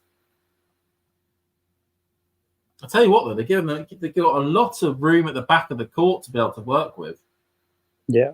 And I noticed that Darderi actually shuffles backwards when the player's serving. Mm. I mean, a few massive, in terms of the context of the match, aces from Tabilo in that game. I think possibly 3 aces in that game. Yeah, I mean, the big issue there for Darderi is that he ruled his service game. Certainly when it came to not getting those double breakpoint chances, when he got that drop shot that he ran down, and not covering down the tee, and I'm not understanding that on pressure points he goes down the tee there. I mean, could that be the only breakpoint chances he gets in this set? But I think, kind of, as we were suggesting, it's a tight match and a tight second set, and it'll be interesting to see if Darderi can just keep backing up, because he's in a different situation now. It's the first time he's had a breakpoint opportunity and not taken it, so he's got to deal with that. Yeah, he has to try and brush that from his head and just concentrate on trying to get it back to even Stevens.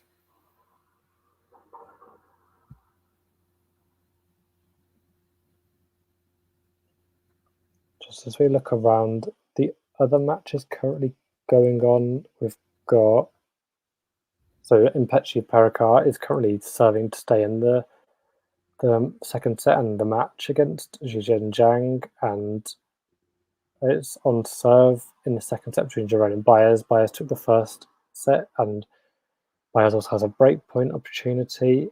And then in the women's singles draw, you've got Tomljanovic is ahead in the second set, but Kucheva took the first, and Tomova is a breakup in the second set with Pliskova taking the first. So a lot of matches kind of up in the air, like the one we're watching now between Tabilo and Darderi. Yeah. With Darderi hitting his 10th ace of the match to kick off this game.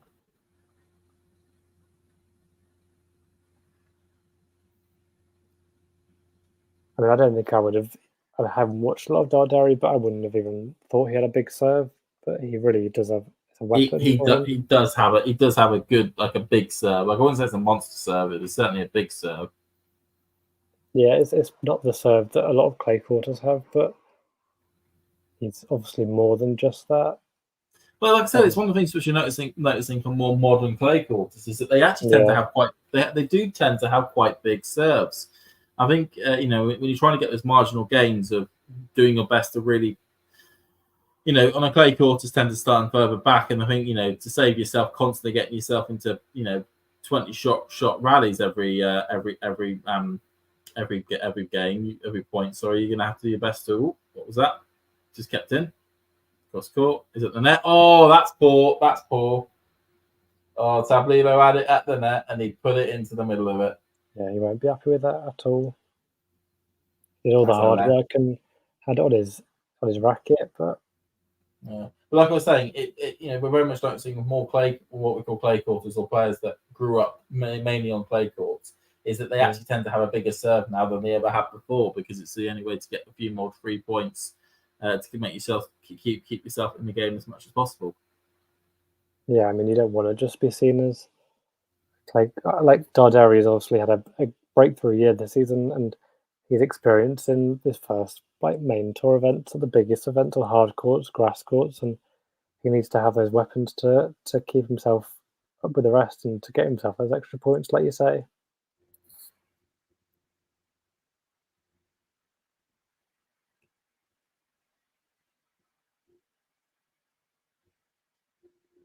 Been asked, does anyone know whether I can watch the live broadcast? I don't know whereabouts in the world you're from, Ganzorig, but here, I know UK wise, it's either Tennis TV or Sky Sports. States, it's Tennis Channel.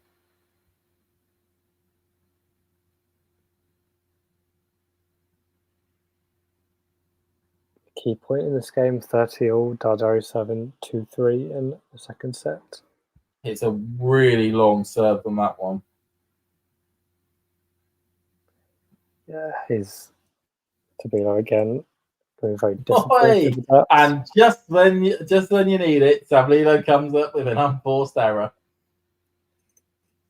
I mean, Darderi's played well, but he is probably very thankful for a lot of these Tabilo's returns.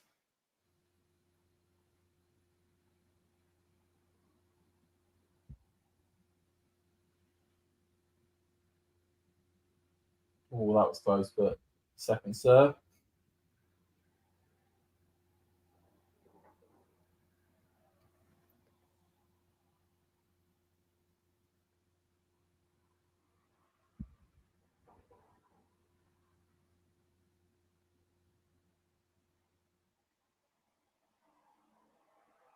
Oh, it's a classic cross court. Short ball down the tee. Yeah, I think that's a bit of impatience there from Darderi. Agree on that one.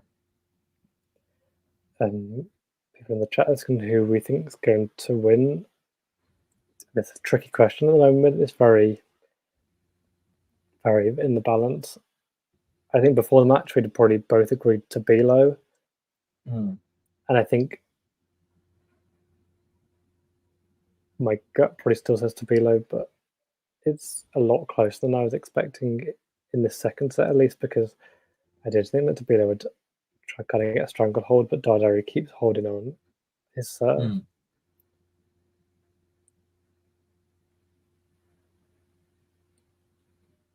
However, there is now another opportunity for Tabilo to...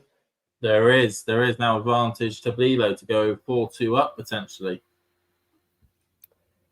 This is his 10th, 11th break point.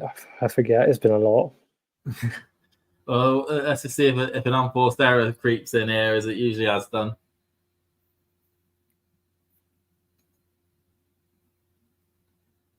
He's got another chance on a second serve, but we've seen this go wrong in the past.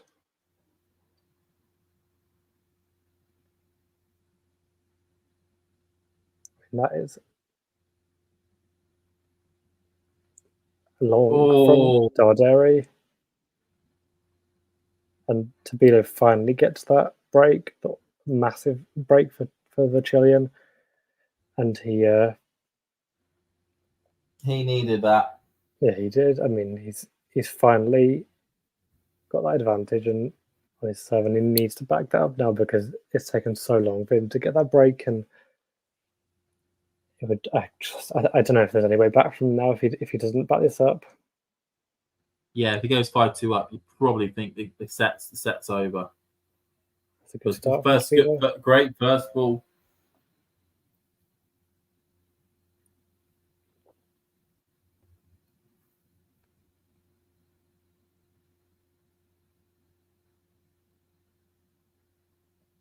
Just slightly out on that one.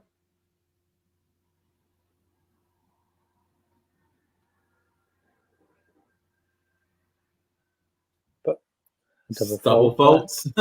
Just when you want it, a double fault.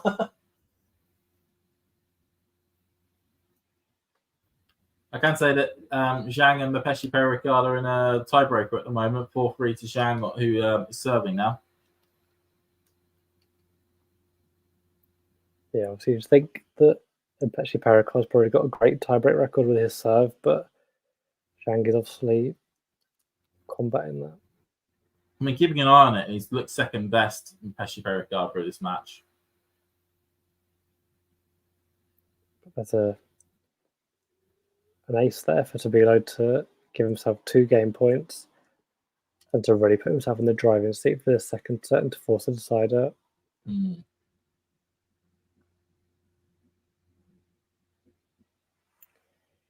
The game's not up just yet.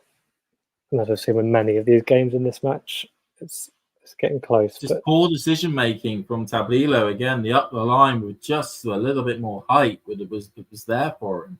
Yeah, he just doesn't look very confident in his game today. Oh no. And that is kind of what we're talking about. Going for the serve and volley. Yikes. the second volley in recent memory today that he's hit straight into the net. And we're at juice. With Darderi looking to try and grasp that break straight back.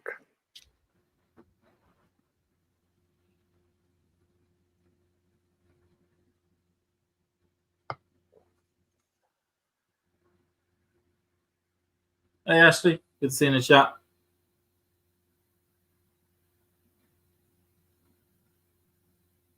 Yeah, I think he's going to give it back to him, isn't he? Yeah, the frustration in his face is, I mean, it's understandable because he's 40-15 up in this game to go 5-2 up, and now it's breakpoint Darderi, who hasn't got a second serve return opportunity now. And yes, Jake, I am a Man United fan. I'll keep quiet on that one. Who do you support then, Matt? Coventry City, so you can understand my... Oh, you needed if that match went any differently, then we wouldn't have won the FA Cup. Yeah, I mean, just as we'll go back to football in a second, but Tabilo has handed that break. He has just handed it straight back to him. I mean, that is going to be... I don't know what else he can do now because he's finally got the break. He's 40-15 up and some really loose errors from the Chilean and now it's back on serve, and it's taken him so long to get the break, and yeah, it's not good. It's dire. It's a good word for it. Yeah, that is dire. I mean, you've got your break. You've been hunting for it for the past hour and 20. And what do? You hand it back on the next port of call. Like, you just cannot be doing that. Oh, it's good to know you got great. I think I've got great taste, Jake. We should be in for a good season this year. Yeah, we didn't make a great start last week, but who did you play? Stoke City. So we lost 1-0. We were dreadful. Like really that wasn't a rainy Tuesday night then. No, we've got not rainy because obviously it's nice in England at the moment, but we are playing tonight in the dreaded Carabao Cup. But in the Carabao Cup time. I'm not too fussed about that. That tournament starts earlier and earlier. I mean, the main season hasn't even started yet on the and yet that matches on that are taking place. Yeah, we've got a terrible record in that tournament, and to be honest, I'm okay if we. And you're going to Bristol as well. Yes. Not too far. Coventry and Bristol. Ashley in the chat saying Tabilo is overrated, don't you think? I mean, it's hard to say because I actually think he's underrated. Yeah. I think he's had a really poor match today, but I don't think he's... I wouldn't say he's in the tennis world is particularly rated. I think he's kind of gone under the radar all year. He's been top 20 at one point. He's just outside at the moment, won 2 titles on 2 different surfaces and reached the semi-finals in Rome. So I think overrated is a bit harsh. I agree. I wouldn't say overrated. No, I agree. Actually, I don't think he's a top 10 player, but I don't think he's been labelled a top 10 player by many.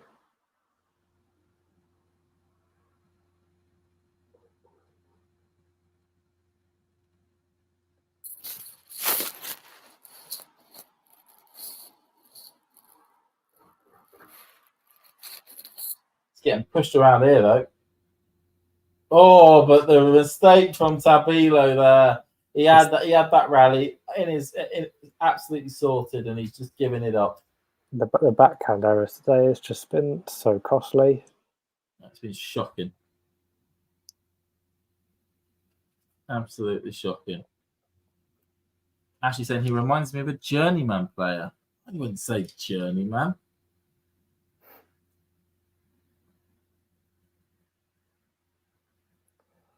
I mean, neither player have been particularly good at the net today.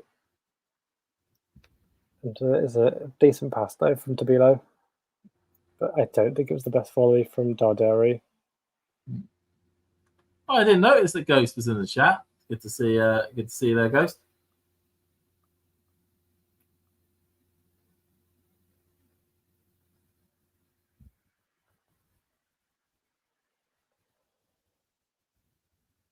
Another ace from Darderi, 11th of the match to get it back at 30 all. And this game is really... should be. I mean, Darderi at this point should be sniffing blood.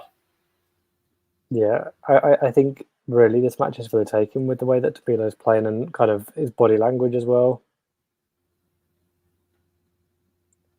I think the one thing that's keeping Tabilo in the match is probably the lack of first serves from Darderi. Mm. And in that case, the lack of second serve, because we've now got a breakpoint opportunity for Tabilo to go 5-3 up.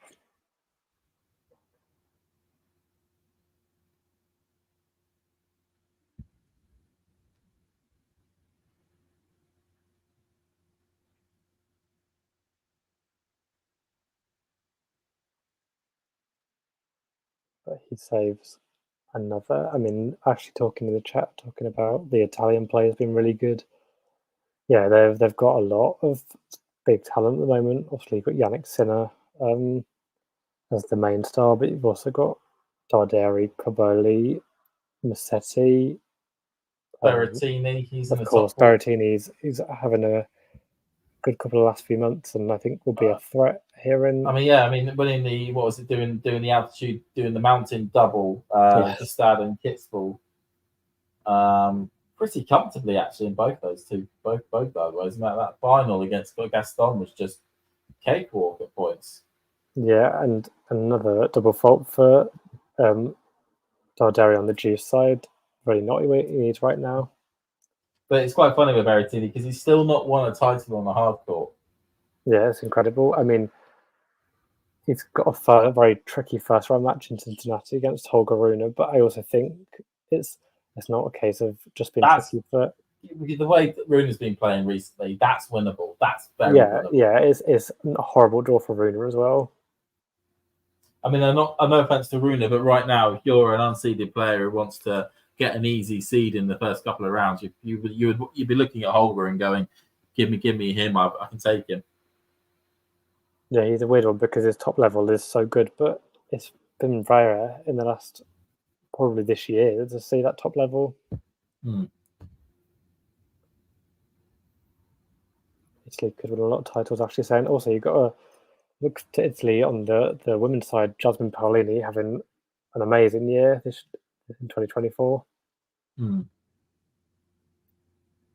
we're back at juice exchanging.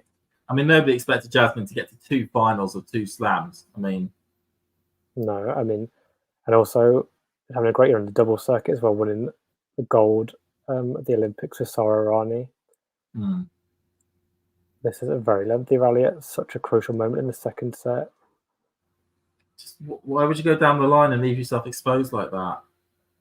And again, it's Darderi who finds himself lucky sod.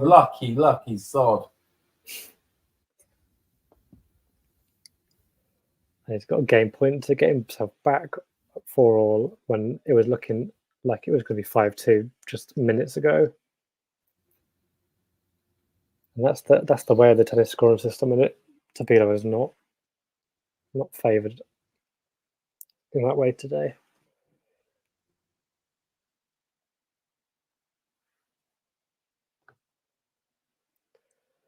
But that first serve percentage going down by the minute for Darderi. But it doesn't really matter with returns like that from Tabilo. It's very poor. Right, 4-all. Okay, at this stage, you say the momentum is with the Italian, and that you'd expect him maybe to take the set. Yeah, other than that one break for Tabilo, all the big points being won by the Italian. Pretty much. The first serve percentage from Darderi has really gone down in the second set. But he's still keeping himself in it. Or Tabilo's returns are keeping him in it. Depends how you want to see it.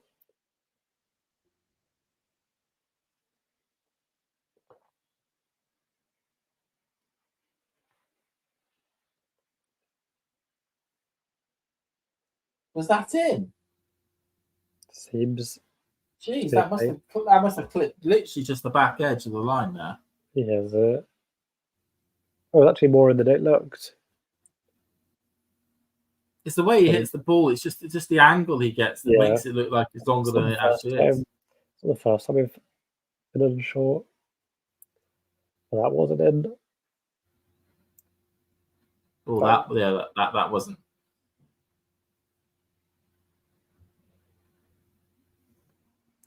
Somebody outside my house has decided to do their mowing. Lovely. You clearly don't know that there's an important commentary of this Tabilo Darderi match going on. Yeah, the heavyweight from Italy and Chile going at each other. Oh, switch to the backhand there from Darderi to make it a bit safer. Oh, but he hits I mean, again, he's got Darderi in these situations needs to find a way of not getting into a baseline to baseline exchange on the forehands because he's not winning them. No, yeah. He has to go for that backhand, I think. Oh, here's another Italian you forgot to mention, Arnaldi. Of course. Yeah, I mean, he's probably been one of the big stars, I think, semi-finals last week in Montreal. They've got 6 players in the top 50 in the world. I mean, that is nuts. Utterly nuts. And it's unsurprising that the current Davis Cup champions actually think they're stronger this year than they were last year. Yeah.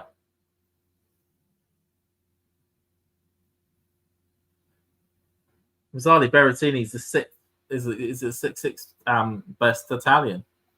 That's crazy. I mean, I suppose there's a little asterisk over that with his injuries and what have you, but so much talent. I'd love it. Like the UK have 6 players in the top 50, and the rankings that they're at. I'd take 6 in the top 150 to be honest, but I don't know what we're at the moment. Well, Italian Fanini is 71. He's the 7th highest Italian, or 8th highest. Sorry. Sonego is 58. Of course, Sonego. Yeah. We also got Nardi. He is the 9th best Italian, ranked 90 in the world. So they've got 9 players in the top 100. That's crazy. I mean, I suppose the Americans have probably got, the USA have probably got more. Is that right? Or let me know that USA. Francis Tiafoe's he's the 5th best American, 29. And then you've got Giron, who's the 6th best American, ranked 45. Nakashima, who's the 7th best American, ranked 50. Mickelson, the 8th best American, ranked 53. Kolovic, he's the 9th best American, ranked 75. So they've got 9. They've got 9 players ranked in the top 100.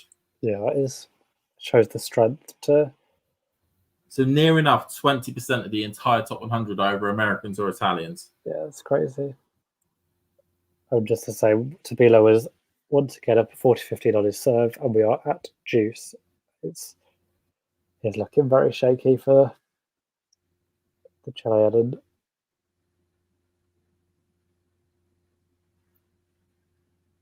It is, but he's in his perfect. He's in his happy place here. Baseline to baseline. But he hits a baseliner out and gives a breakpoint chance to the Italian. And this break would give Darderi the opportunity to serve for the match, and not only serve for the match, serve for his first ever main draw hard court win of his career. Like it just shows. Oh, that was just out. That literally would have been millimeters out. Because that looked like it was flushed to the line. Bets on a double fault here. Or not. Just got to get it in. Oh, that's poor from Darderi. Yeah, there was a chance there, but he didn't. Tabilo was in no man's land at the net, and all it required was a half decent return up the line, and that would have been done. Ashley's going very big on Luca Nardi. He thinks he'll be the 2nd best Italian. I mean, Nardi. Everyone's been big on Nardi, and yet he ends up sort of falling away. Yeah, I mean, he's had like little flashes. Obviously, beat Djokovic early this year, but yeah, it's not been sustained, I wouldn't say. Obviously, he's still reasonably young, I believe. Mm. So time will tell, but I think other Italians are right now showing more form and more reason to believe. Mm. And it's another breakpoint chance for Darderi. Another one's popped up.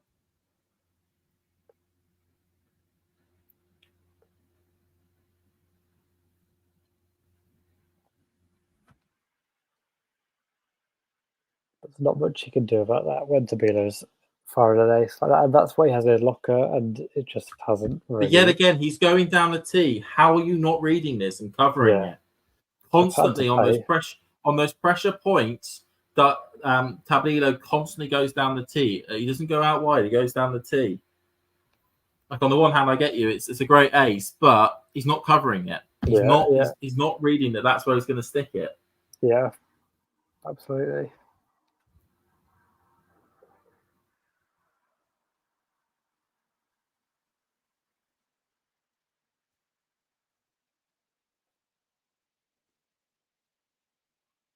And that's why Tabilo's so good.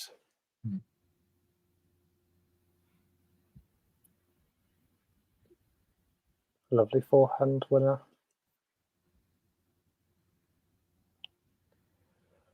He does have a game point.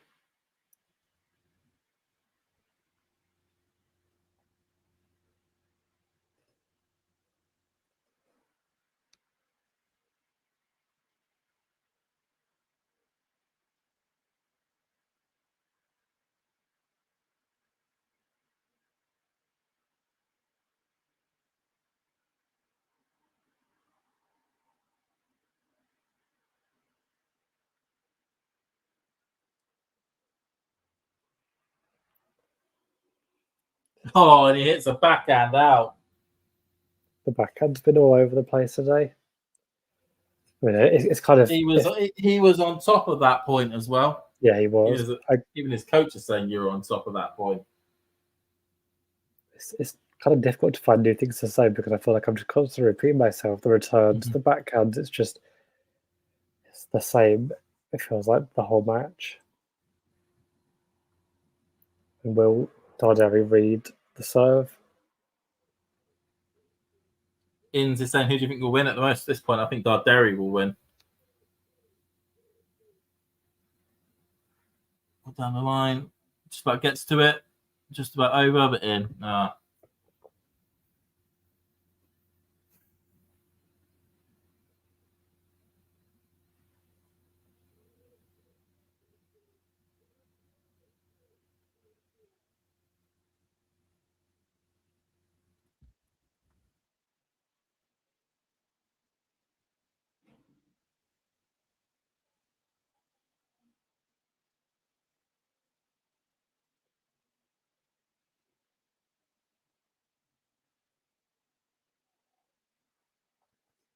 And that is a huge, huge, huge hold for Tabilo.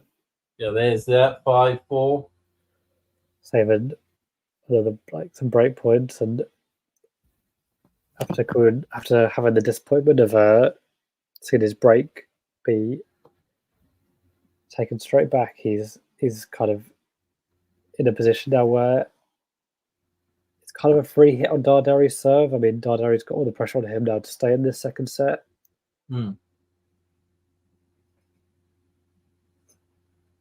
But I don't really feel like Tabilo today is in a position to... It doesn't look like he's hitting very loosely. It looks very tight, and just it doesn't look like the player that has won 2 titles this year and has reached the top 20 at one point. Yeah, it just still look a very cagey match.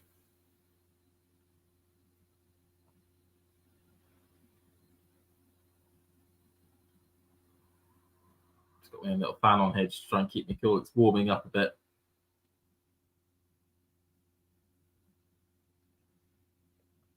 Did we see the end of the result of the Zhizhenjiang and Petri Parakal match? Yes, Zhizhenjiang did. He was the first winner of today, I believe. Yes. Zhang. He was a break up in the second, but got broken back, so that kind of made it a little bit harder than it should have been, really. And Girona's got 3 set points to force a decider against Sebastian Baez. Ooh. In the women's draw, Tomjanovic and Gracheva in a third set on serve, and Pliskova fought back in that second to beat Tomova in straight sets. Pliskova, a former champion in Cincinnati.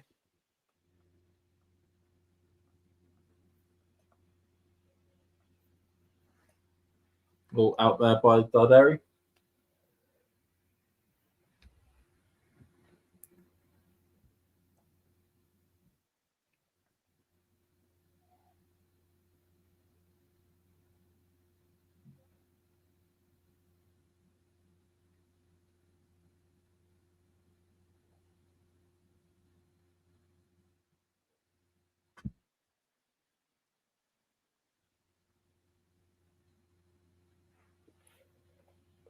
What can you say?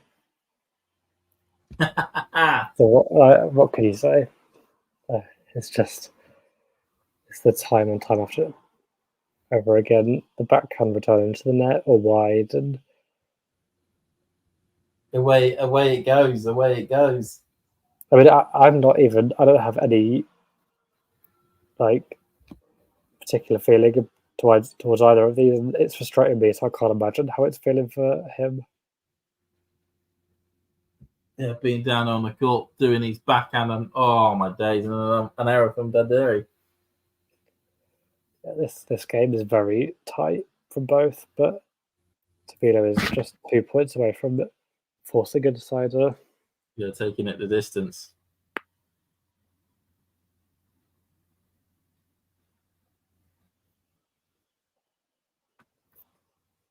But that's a brilliant serve out wide from Darderi to take it back to 30 all.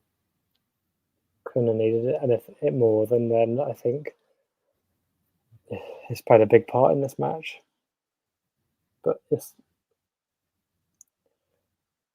has felt a bit like it's kind of been ace or second serve for Darderi. Yeah, there's no in between. He's at 52% at the moment. Now we're another second serve, but it is in. And we're now into another rally on a huge point in this second set.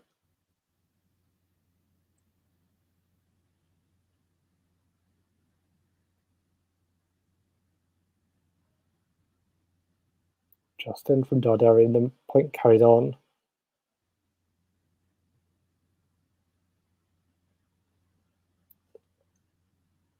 Oh, stretching every facet of the court.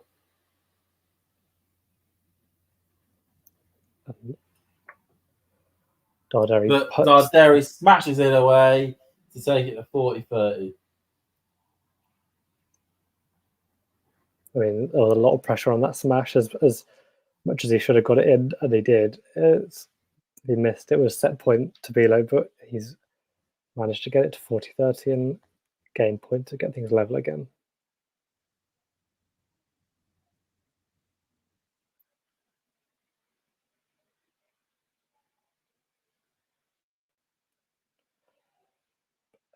It's just strange how they can go from that point to the next, where he's hitting a forehand wildly long. So that again. And we're back at juice. I feel like I've said the word juice quite a lot today because it's been a lot of lengthy games.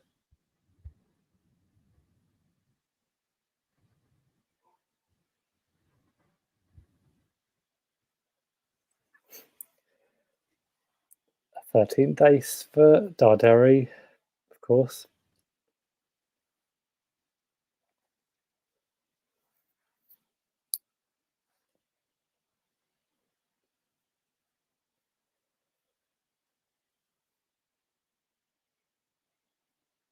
Followed by a 14th ace from Darderi. I mean, if only it was that simple the whole game, but it's not. Bang, bang, bang, bang, bang.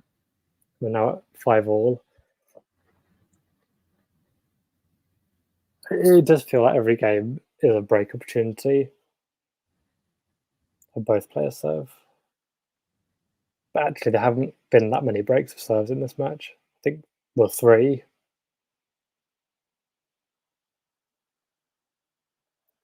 It's key to point out that Tabilo had 2 chances to go 5-2 up in the second set, but didn't take them.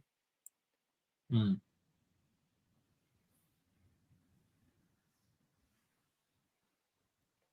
I mean, let's just have a look at the breakpoint stats.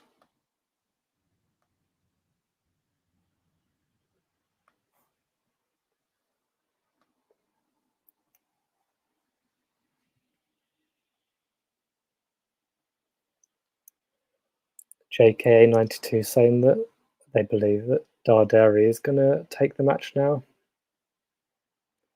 Yeah, I mean, I think we kind of feel similar on that. I think Tabilo just looks so,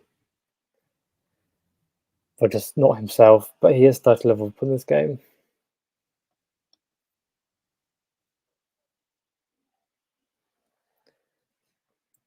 I'm saying all stuff about Tabilo when he looks like he's about to have the most comfortable service hold of the service game imaginable. Yeah, he's 40 level up.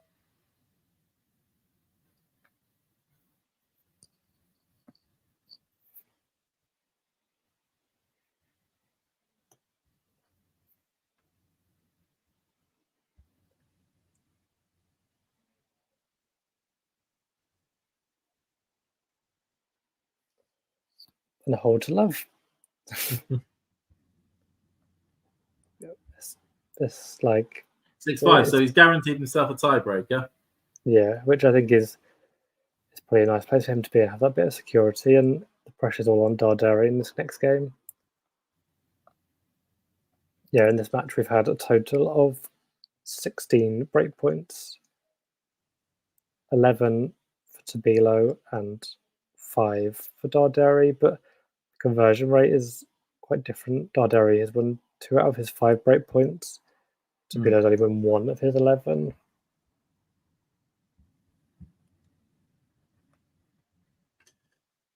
Well, yeah, Darderi here will be hoping to get himself to a tiebreaker.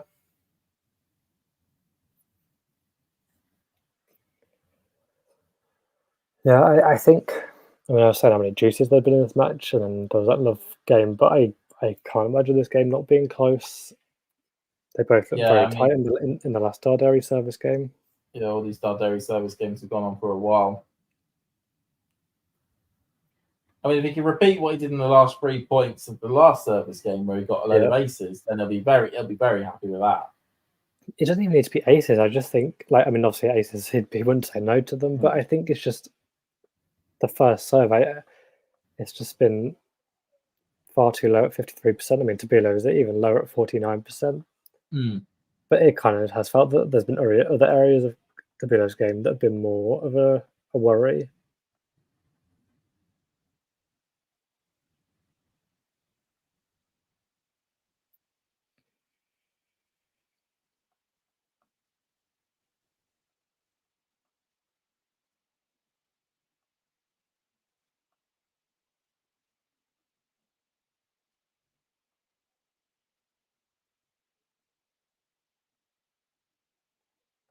Did that return find the line? It did. That looks out to me, but okay. Yeah, I don't know how planned it was, but it was actually ended up being a good return from Tabilo, which is something we've not said too much today.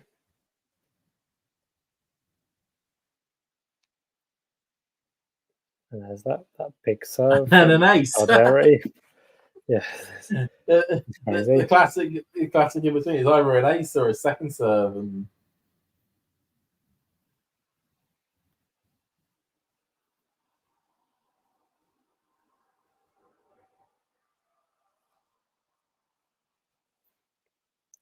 And that was what I was talking about. It doesn't need to be an ace every time, but he got the first serve in and Tabilo couldn't get it back. That first serve is such a weapon for Darderi.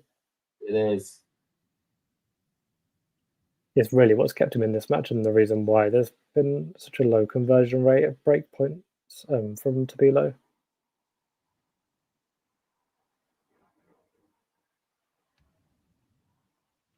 Somebody's making too much noise.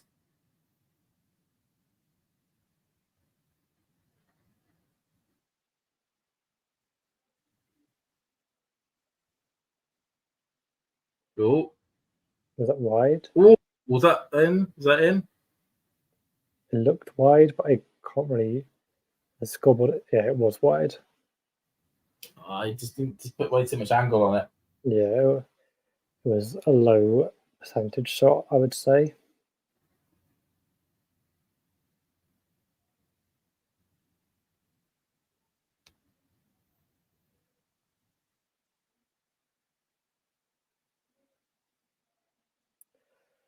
I mean, Tabilo did so well to get a racket on that serve, but it was a decent return. But the continual shot to the rally, another one wide, and it's game point Darderi.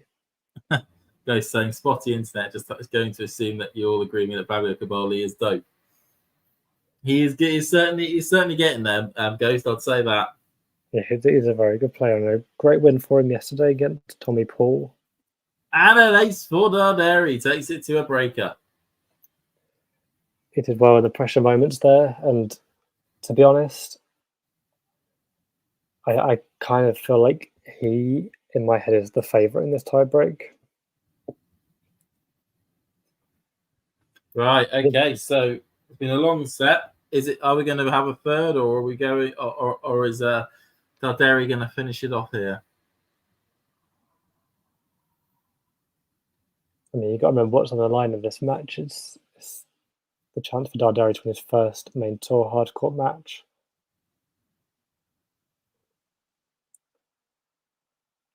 Someone who hasn't had a lot of experience. Well, I mean, that was just like a Duracell bunny with way too much batteries in it there with that sort of forehand. Yeah, that's the sort of areas we've been seeing from Tabilo.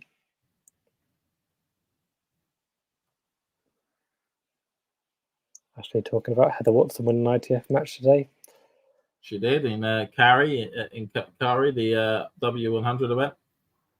Always got to be happy about a Heather Watson win. Well, from my perspective, anyway. Of course, it's great when Heather Watson wins. Yeah, and she's obviously had a better year of the double circuit, but maybe this is the start of some more singles wins. But back to the... I've got a feeling that Heather's career is probably going to be heading in the doubles direction from now on in. Yeah, I mean, I did hear something that she was saying that the focus on doubles was a lot about the Olympics, but it's obviously working well for her. But I mean, I suppose it's hard to get that mix of high-level doubles and high-level singles, and only a few players can do that. Yeah. She'd have to make a choice if she wanted to stick with, it's one of those things where like she has a doubles ranking as Darderi gets that is got the first mini break goes to Tabilo. It's one of those choices that she's had to make where she's got a ranking which is high enough to get into all the main tour events for the doubles, but not high enough to get her in for the singles. And at the moment, not even high enough to get into qualifying for a lot of those singles events either, to try and double up. So she would have to make it almost like a conscious choice to concentrate on doubles if she wanted to stay on the main tour. Yeah.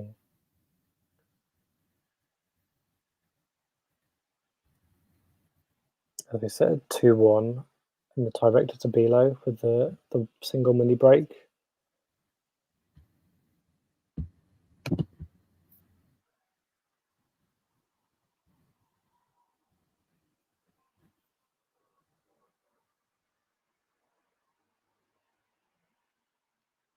Let on the second serve, so more nervy moment for Tabilo. Yeah, he's not making it easy for himself. Yeah, it was really good to see Harriet Dart win 2 qualifying matches to get into the main draw here in Cincinnati. Yeah, scheduled to play Put and Saver later today, which should be an interesting one. Yeah, I mean, especially when it's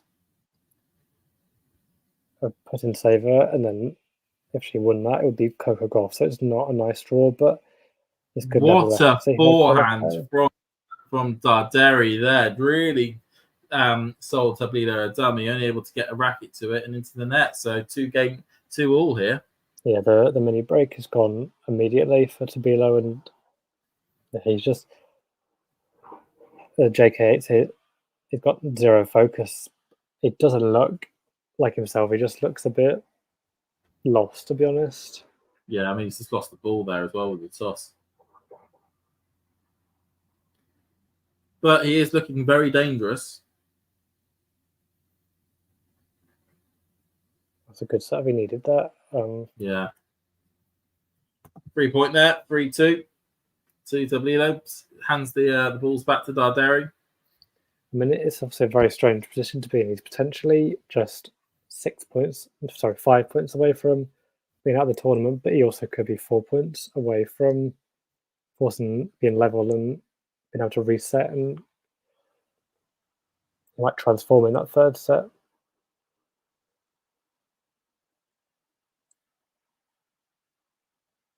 Oh, poor smash from Darderi. And a really poor forehand there. Into the net, 4-2 Tabilo.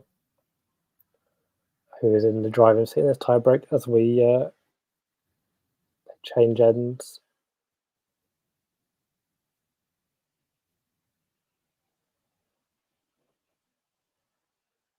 I mean, Darderi could really do with one of those big serves that he's been showing in this match right now. Yeah. Because I think if he loses this point, it's going to be difficult to see him come back. But then saying that with Tabilo in this match, it's hard to really predict anything.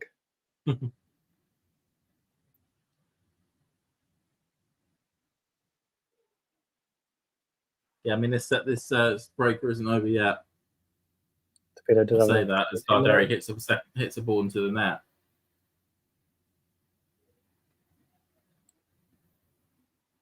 Fantastic backhand from Darderi, but Tabilo does get it back. Does he? But something easier for him to smash, and he does, and that makes it 4-3. And it keeps it to 1 mini break. Yeah, I think that's big from him.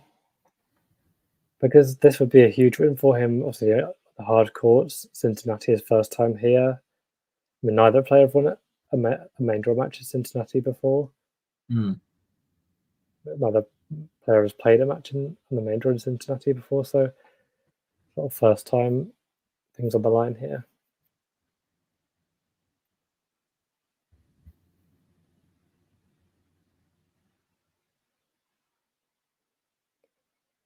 It's a very positive point there from Tabilo, and he's played a decent tiebreak so far. 5-3. Looked a lot more comfortable at the net than he has throughout this match.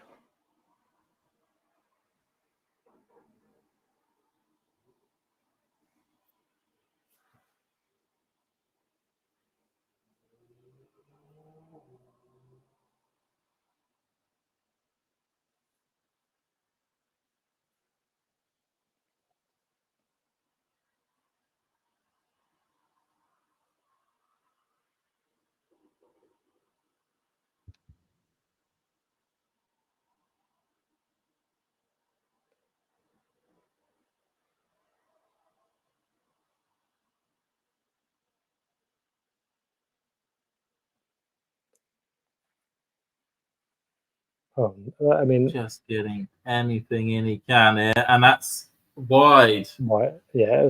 I mean, I thought that Darderi was really targeting the backhand of Tabilo there, and he held strong, and it felt like he was kind of turning the point back in his direction, and then that is wild. But you'd have to say in this situation, if Darderi wants to win this set, he cannot give up any of these 2 service points. No, I mean, if he loses either of these, it's set point. Yeah. If he loses this one, then there's 2 chances for Tabilo.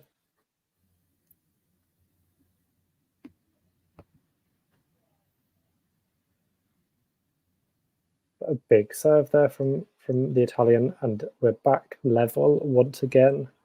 I mean, I wouldn't have gone down the tee personally. I think the out wide was open, but he's got the point, which is the main thing. So it's 5-5. So somebody's either going to get a set point or they're going to be getting a match point.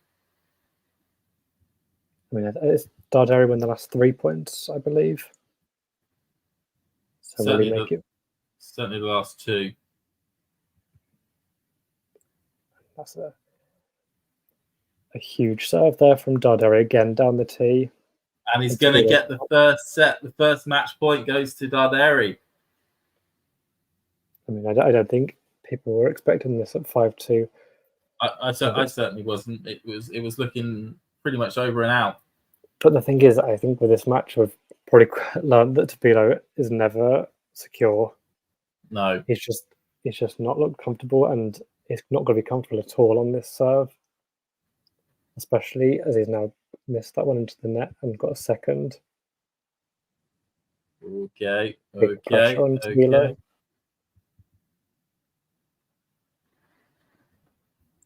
And he's gone long. Oh, it's a double fault. That's not the way you want a match to end, but it is a double fault, and Darderi takes the match.